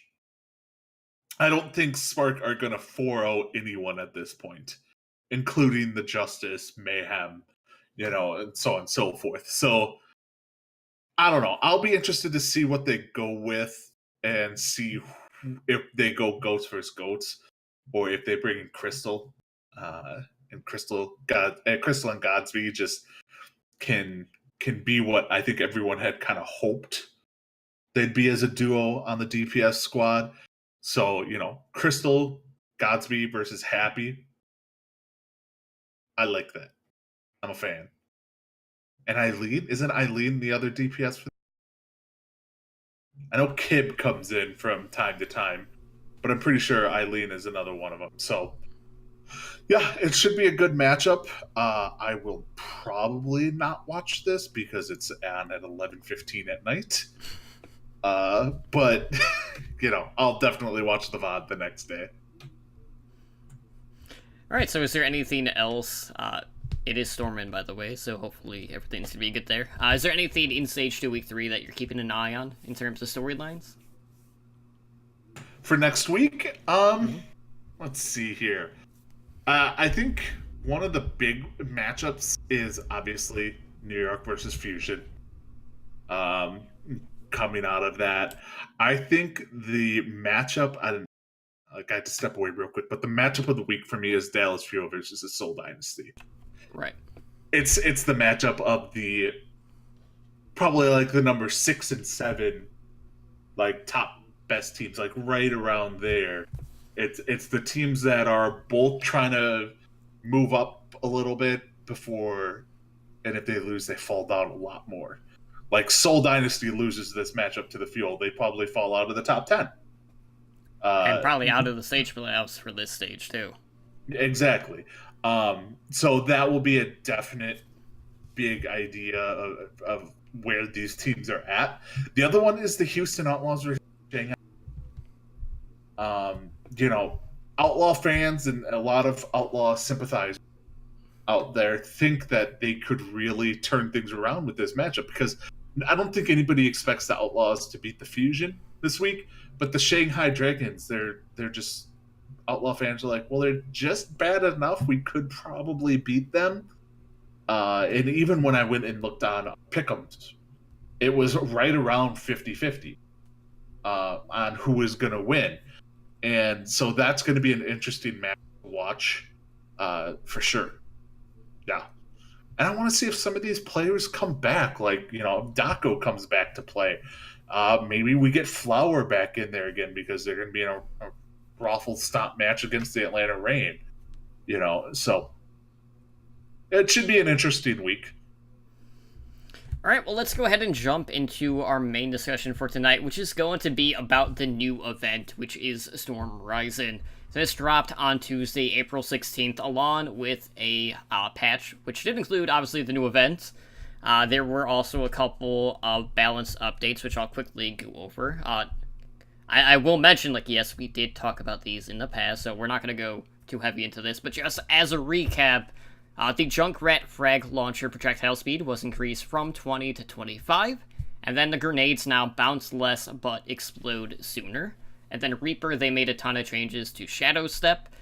The cooldown was reduced from 7 seconds to 6 seconds. It can now be used in air. Time to exit Shadow Step was reduced from 1 second to 0.5 seconds. You're now invisible for the entire time it takes to exit Shadow Step. Rail-in and breakable objects will no longer block your teleport in. And I think this is a new one that wasn't on the initial PTR, but it's disabled by Graviton Surge and Junkrat's Steel Trap. So, I mean, that one, I don't think is going to come into play all that often.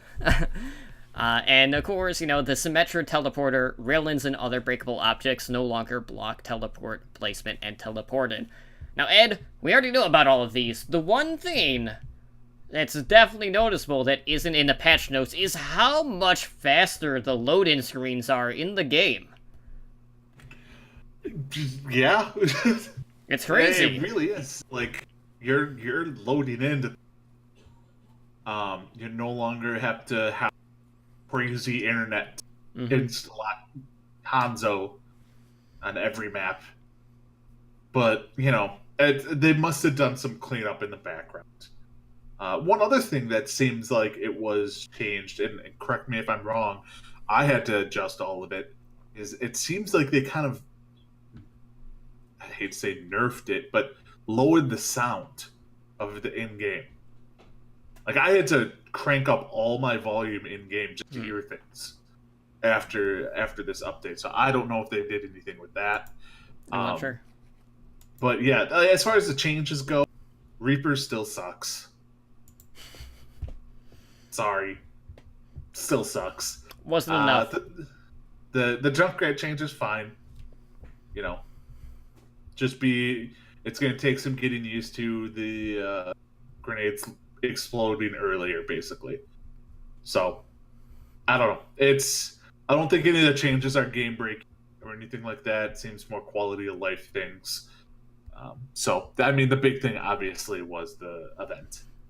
Alright, so before we actually talk about the event, it is worth mentioning that right now Overwatch is free to play until April 23rd.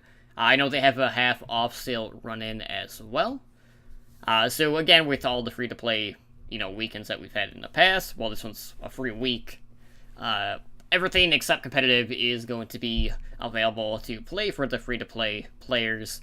And then, you can pick up the full version if you choose to do so. But let's talk about the event, and so we got our first look at all of the new cosmetics that were added to the game. So I want to talk about the skins first. Now, you and I definitely griped about,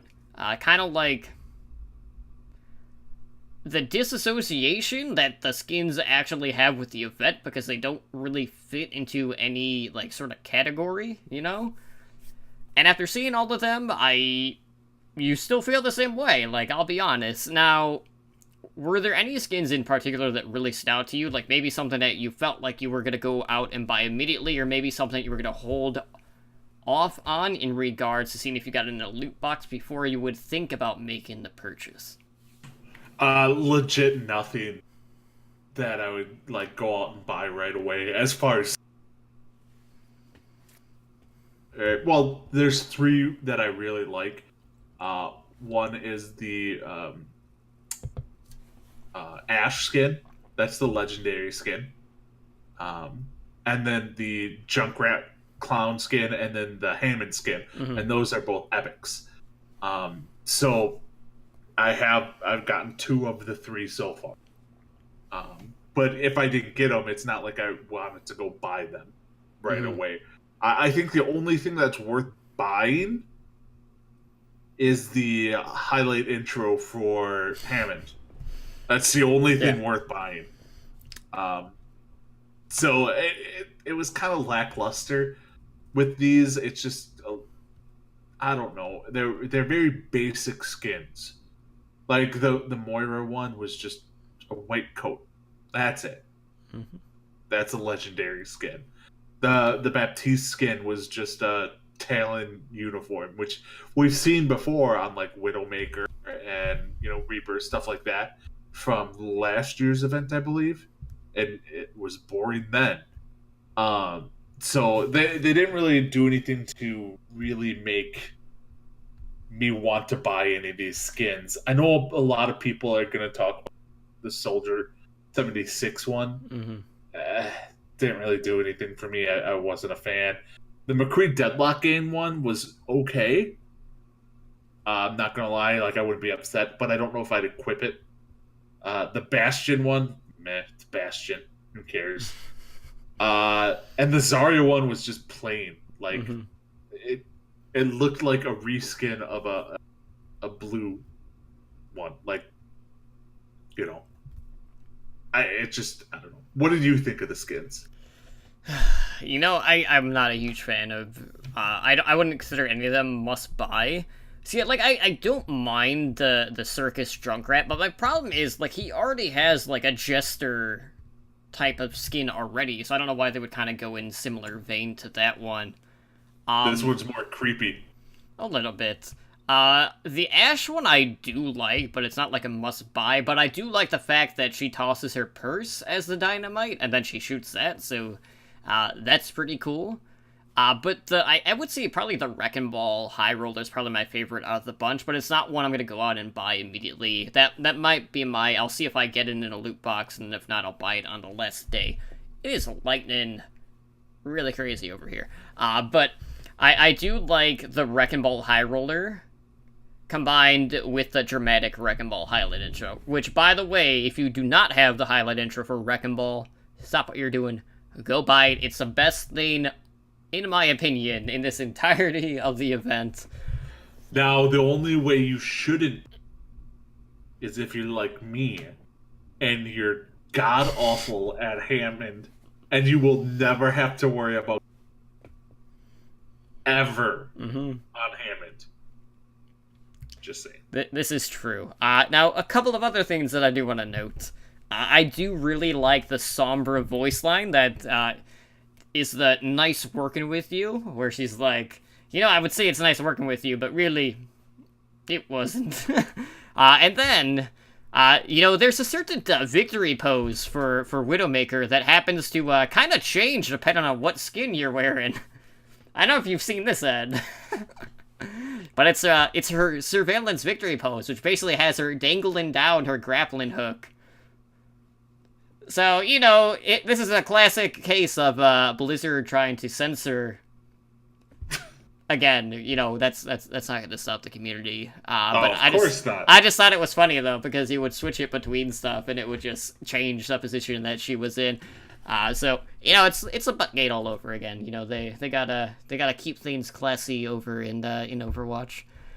We brought up Buttgate twice in this episode. We did. I'm quite proud of ourselves. But looking at the actual event, there's a couple of things going on. So first off, let's talk about the storm.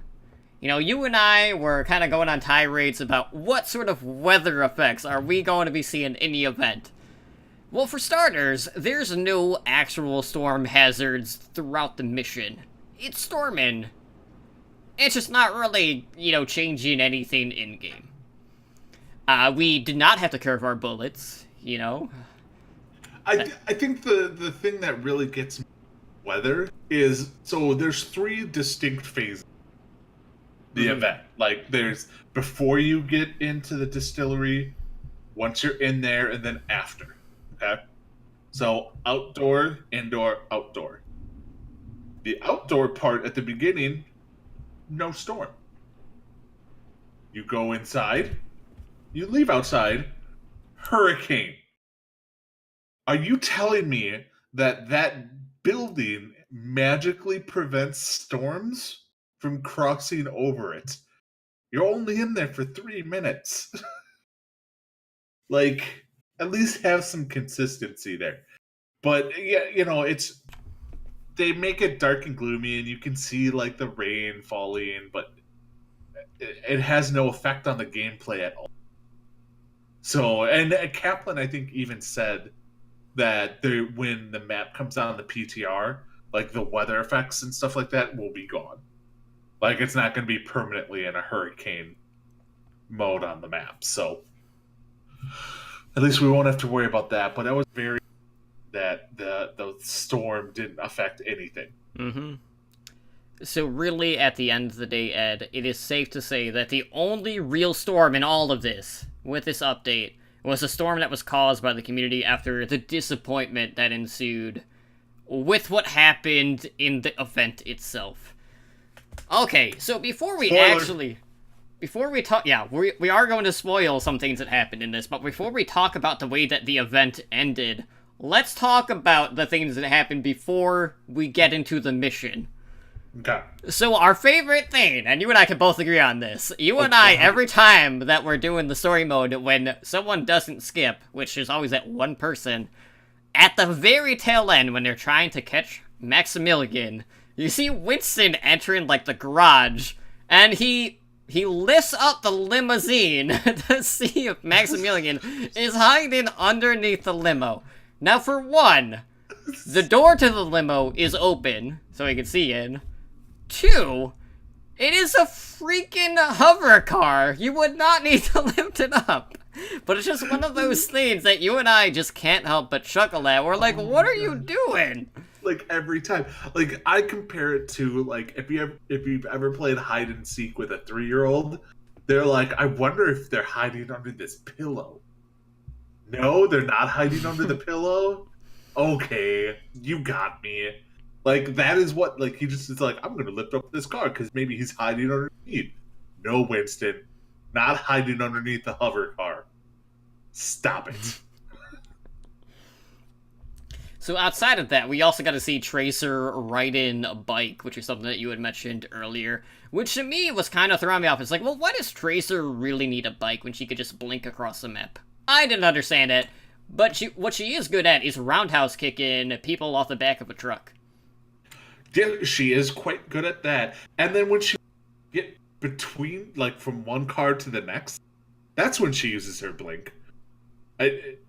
Consistency here, Blizzard. She uses it to get stuck, not to go somewhere. Or to get unstuck. Now everyone just wants to have Tracer with a motor. I don't blame them. See, whenever I think of motorcycle now, I just see this very specific fan art that had D.Va and, like, this leather jacket on a motorcycle. I'll have to show you that later. But that's the only thing I think of when I think of Overwatch and motorcycle, because of how good that one is. But I don't think we're ever going to get, like, rideable, like, bikes or vehicles in Overwatch, unless it's, like, something very specific with, like, demolition or something in some random event game mode. Yeah. One of the other things that happened is Mercy. I guess Mercy can just permafly like Superman now. Yeah, she can also glare people. Yes, she can blind people into car crashes. And, let's not forget, Genji Shuriken does not have consistency where he only throws 2 of them. Instead of 3. Yeah. We are hardcore nitpicking. But we played a lot of story mode in the past, like, 36 hours. Mm-hmm. So we have seen... So I think we're up to like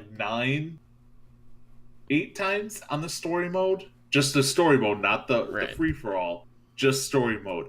So we've seen the intro and the outro a few times. Yeah, and fun fact: Tracer does not know what white noise is. No, no, no, no. She does not. The voice lines in all some of their best work yet. Mhm. You know, what would work? We need to get through this door. Would a truck filled with dynamite that happened to randomly be in a work? Is a truck filled with dynamite there? Mm-hmm. Yep. Yeah, just for our convenience. Yeah, exactly. So I don't know. This is the highest production value I've seen from an event ever. As far as like you have the intro movie, the outro movie, cinematic, and then all the interactions during the actual event. This is probably the most intricate that they. I can see why Jeff said it took him like 6 months to make this event. Which was actually less time than some of the other stuff. Yeah, but they're just going with the lore.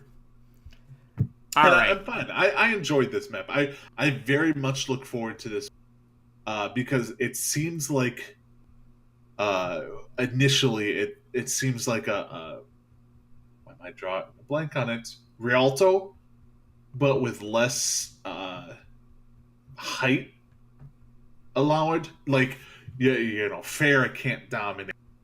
You got to play like low ground type characters, but it's kind of the same setup. So, after you get out of the distillery, there are these cannons by the shore on that first turn. Are we gonna be able to interact with those? How crazy would that be if you could just use the cannons to just shoot something? Well, no, if we are able to, we'll be able to interact with them and shoot with it, but it won't shoot anything. It will kind of just like World of Warcraft cannon blow up, Mm-hmm. and you get shot out of it. Like you get to like it blows up, and you get like kicked out of the cannon. That's how I see that going.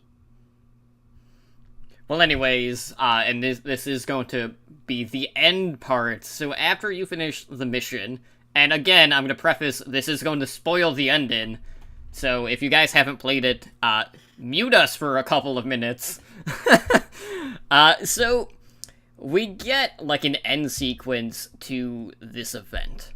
So basically, the gist of it is, while you have Maximilian, who is kind of at the heart of Storm Rising, there is actually a tease at the very end of the mission. So after the strike team apprehends Maximilian, the screen basically shifts over to find Doomfist, who is doing like a monologue to this mysterious hooded figure that's in the background. Now, this figure kind of like removes the helm or his hood to reveal himself as like an Omnic whose face strikingly resembles Reaper's mask. Now, here's the thing about this, Ed. We know absolutely nothing about who this person is. So, doing a reveal this way just does not really have any sort of impact. Now, if this is going to mean that we're going to be getting like some quick lore as a follow-up, then it'll have a greater effect. But if we're going based off of the Overwatch track record with things like this, I am not going to hold my breath, and it just makes you just be like, it just kind of felt like a giant middle finger at the end of the event, because the whole time they're talking about like, oh, we're gonna go out, we're going to chase the truth, and then we just leave with more questions than we have answers. What was the truth? Is this like Doomfist like right-hand man? We don't know who this person is or what his agenda is, so I don't know. It was just so off-putting though that it's definitely kind of soured the community with the overall event. Yeah, I can see how the salty about and how it worked out because, like you said, Blizzard has not been really lore focused or lore forward.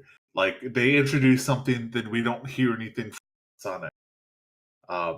Now, the why I'm a little bit optimistic about this is Kaplan in the like the YouTube and the interviews that he did with whatever his name was on the Facebook Live where we got all this information, straight up said like you're gonna hear a lot more from Maximilian and all of this stuff. You're going to be getting more lore about this. So I feel that we're gonna get some more lore about this person fairly soon. Like they hinted at the end of the cinematic that Mercy and whatnot, they want to meet Doomfist and they want to be introduced to Doomfist, and so that I think is how they're going to introduce Omnic.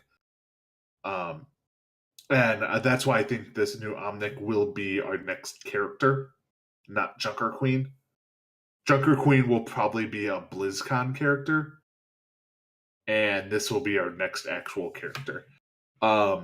But you know, all I can hope for is that Jeff is telling the truth when he says expect more lore on all of this soon, and hope he's right, because that's what everyone wants.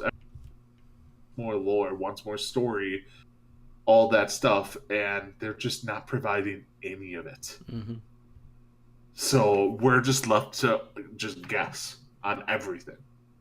Right. But one thing as the community, every time they introduce someone, don't be like, that's the next hero. We need this hero. We have to have this hero. You have to have characters in the Overwatch universe that are not all playable characters. You need to have those ancillary characters. Otherwise, it's impossible to introduce stuff if they're just going to be like, okay, well, now we introduce this person, we have to introduce them and then also have a kit already planned out for what they're going to do in Overwatch.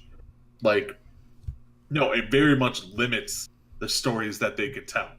So, you know, as a community, hold your horses on any of these new characters being introduced as playable characters coming up next. So, all right, so with that being said, just a couple of quick notes about the event mission, as a mode. So for one, the truck is in fact a payload. You do have to escort it. You do need to have people on it in order for it to move. And it does not heal you. Like a traditional payload, so that is definitely worth noting. So if no one is on it, it's just going to sit there. But if you have 3 people on it, it doesn't move any faster. It feels like if you have 1 person on it or 3 people, it doesn't move faster. I don't think. It didn't seem that way. No. It feels like it is as slow as molasses, because it just feels like it takes 18,000 years for it to get across the entirety of that section of the map. Yeah, I mean, the reason it wouldn't move faster is it moves at a specific pace, and then events are triggered by how far along the payload actually is. Mm-hmm. So, yeah, it won't move any faster. So 1 person on it is fine. You don't need to have the entire team on it. I actually don't recommend having the entire team on it. So with that being said, Ed, I know you and I have been kind of running this quite a bit. We've tried out not every hero yet, obviously, because we didn't really plan on doing it that way. But you and I have been trying out different things. So let's talk about like some of the stuff that we've been trying in regards to either like team compositions or just heroes that we felt like kind of excelled in the all heroes mode. So I focus on a lot of the tanks. It was funny because like one game, like we had a very heavy like dive comp, and then the next one, we're like, that worked pretty good. We should stick with something like that. And then the people that we were queued with wanted to run Bastion, and then we just ended up going like Bunker. And that's what I think of when I think of high mobility compositions. We go Orisa, Bastion, and it worked fine. With Orisa being able to actually move a little bit quicker as she fires, it wasn't as bad. But out of the tanks that I did try, which was D.Va, Winston, Orisa, and Wrecking Ball, I definitely felt like you got the most output out of D.Va. You have a lot of the burst damage. You're, able to get to the high ground easily to deal with the snipers or to deal with whoever's in the windows. Her ultimate, though, did not feel that good. Like, I don't feel like I got any value, but again, like, you're not seeing a kill feed outside of, like, the specials. So... I mean, really, the majority of... The way they've built this, the majority of all are not useful. Yeah, I think, like... Except against, like, the trash. Yeah, so, no, like, the mini-bosses, if you can do single damage, like, heavy, like, instant damage with an ultimate, yes, that's fine. But, like, Genji's Blade, kind of useless. Because there's never that many. And they never really last that long. Right.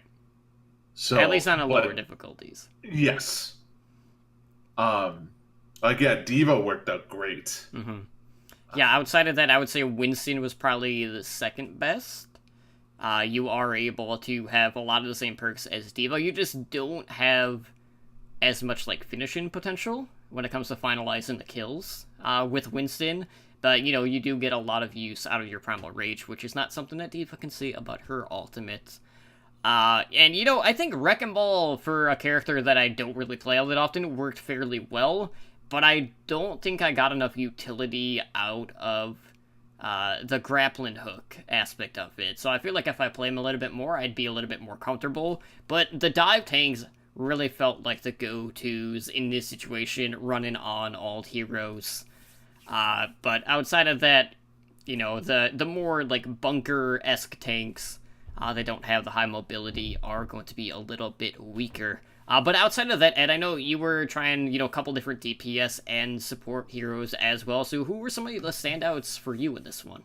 Well, from the support, tried basically all of them except for Lucio. And I think Lucio was the only one I didn't actually try. It depends on what mode you're going to be on. If you're going to be going on expert difficulty, it's going to be hard to not play Mercy. We did do expert on the story mode, and even as Mercy, it was extremely hard to keep people up. Mm-hmm. So you're going to need heavy healing output.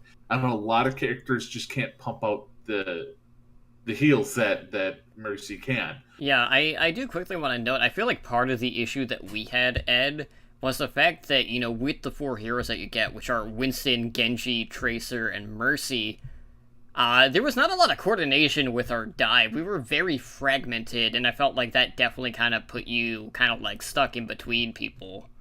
It did, but like, when you fight the boss again, you're all attacking the same person, and we still almost wiped. So you just need to have a lot of healing output. But if you're not playing on expert, Moira is the best. Just because the orbs, left click, right click, doing phenomenal. Ana is not the best, just because like it's just she's not putting out the heals or the damage that a Moira could, or even a Zen could, or even a Baguette could. It's just not, you're getting one shot off, and then they have such little health, they're dying instantly if somebody else is attacking them, and nobody's taking as much damage as, oh crap, I need to heal them up super quick. So I'd say Moira 1, Zen, Baguette is decent if you're playing under expert. For DPS wise, I think the Torbjorn's good because of the turret and the turret insta-lock, and I think that was kind of a given. But if you don't want to cheese it and play Torbjorn, the best DPS character I played was Mei. Just because all the mini bosses, all of that can be frozen. So, and that's massive. Like, I think an X level, I think having a Mei is pretty vital to freeze some of the mini bosses. Yeah, or so even they being can't able attack to you. like wall either the snipers or the guys that do like that charge shot, because that is a lot of burst damage. Yeah, so Mei is definitely my go-to DPS character for this event. When we completed story mode expert, but when we go to expert on all player, I'm definitely going Mei. Mm-hmm. So I don't know. You played a little bit of DPS. And what did you think? I felt like personally I did best with Tracer, but that was more of a comfort pick than anything. The other DPS option that I picked that I'm not really comfortable with, but I was due to the prior Archives event, was McCree. So McCree, I don't know if he has like the unlimited lock with the Deadeye like he does in like Junkenstein, but if you're looking for something to like quick clear some of the smaller waves, McCree's Deadeye is very potent. It's definitely worth checking out. So even as a character that I don't normally play, I was still kind of like hovering at like 60% weapon accuracy, which was pretty good. So even for a character that I'm not very prominent in, I felt very comfortable with him. And, you know, being able to stun also does help quite a bit. So, you know, Torb is pretty much given just due to the turret and being able to have that type of like auto assist. But really, for the most part, like I've been tanking a lot. I haven't really got into flex too much on DPS as a whole. I would say there definitely are a couple of heroes that I probably wouldn't recommend at all. Like Pharah in particular, probably wouldn't be too great at this one.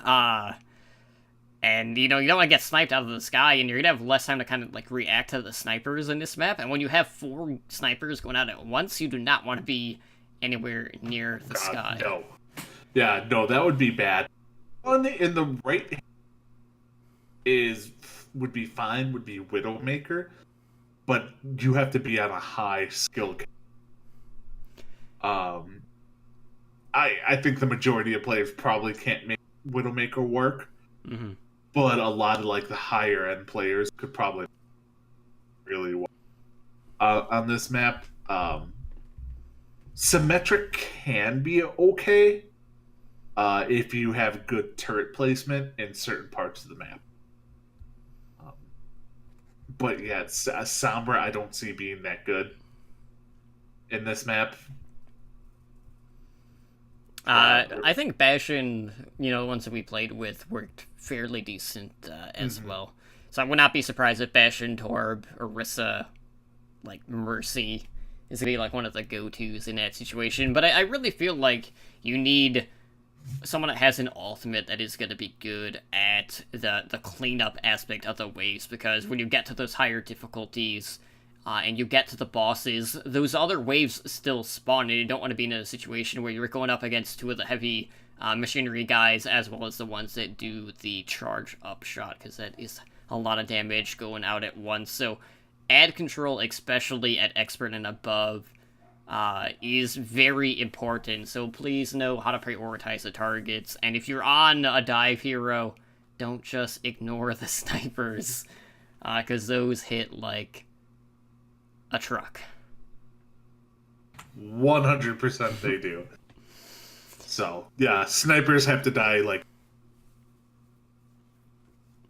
Yeah, they will be your worst nightmare. But anyways, Ed, I know we probably are at this point running long, so let's go ahead and close out the show, because, you know, this is like half an hour later than we usually record. So with that being said, guys, if you guys want to help us out, one of the best things to do is to go leave us a review over on iTunes or your podcasting app of choice. We're always looking for ways to improve the show to make for a better listen experience, and, you know, outside of being live, you know, I think we're doing okay. But, you know, that's just me. I am planning on just using OBS again next week, so I'll contact BeLive, see what the situation is. Like, that just confuses me. But, you know, we'll work on stuff on our end, and it'll be smoother sailing this upcoming week. If you guys want to find additional content, you can do so with Overwatch Recall, where you can find our Overwatch hub of content for Overwatch, Overwatch League, Path to Pro, Fantasy Overwatch League, all that good stuff. Then, of course, every Sunday, re-release the Week of the Recall, which shows all of the podcast episodes released in the last week, which you can find on Twitter at OW Recall. if you would like to support our podcast network further than you already are, you can consider pledging to our Patreon page. We have tiers starting at just $1 a month. More information can be found at www.patreon.com/OWL Network. And I do want to have a shout out to Ice Ham Jello, who I know was in chat earlier tonight, becoming our newest patron. And you too can join the likes of our Master and Above patrons, Blazing Bob, Brendan, and Gabby, in helping our network grow. So thank you everyone for your continued support, and we hope to bring some additional stuff to our Patreon page. But Ed, we have a number of different ways how our listeners can get a hold of us, so why don't you let them know how they can do that? Will do. By the way, Ice Ham Jello, I still want to say it. But you can the Overwatch at gmail.com. We are on Twitter at Overwatch. We do have a website, and that is at www.owlnshow.com, where we post all our episodes and all our YouTube videos, all that fun stuff there. We do have a YouTube channel, and that is youtube.com/Overwatch League Network. We are on Discord. That's discord.me/OWLNshow. So come join over there. Ask us some questions. We are streaming presently live on Twitch, not on our normal Twitch channel. This is just a 1 week thing. So come join us on Twitch at twitch.tv/OWLNshow. We are a Twitch affiliate, so help support the show by subscribing to our channel and earn our network emoticon. Our podcast network does stream pretty regularly. So on Mondays, we have the Overwatch League Network, which airs at 7 p.m. Pacific. On Tuesdays, we have OWL by the Numbers, which is our fantasy OWL podcast, and that's at 6 p.m. Pacific. On Wednesdays, we have this show, Heroes Never Die, and that's at 5 p.m. Pacific. And then host streams, when they're available, will fall on Mondays at 5 p.m. Pacific with Totem. And Spider is planning on streaming in our channel tomorrow night, so Thursday nights. And I think he's going to do a little bit more than Overwatch. I think he wants to do Borderlands playthrough too. So just pay attention to the social media for that. As previously mentioned, Patreon, so patreon.com/OWL Network. Come over there, help us out if you can. Would be much appreciated. And then you can contact me personally, Edinar, on Twitter at Edinar Overwatch. That's EDANAR Overwatch. Totem, where can they find you? Well, I'm over on Twitter at TotallyDrunkCTR. And again, guys, apologies for the tech issues this week. Things happen.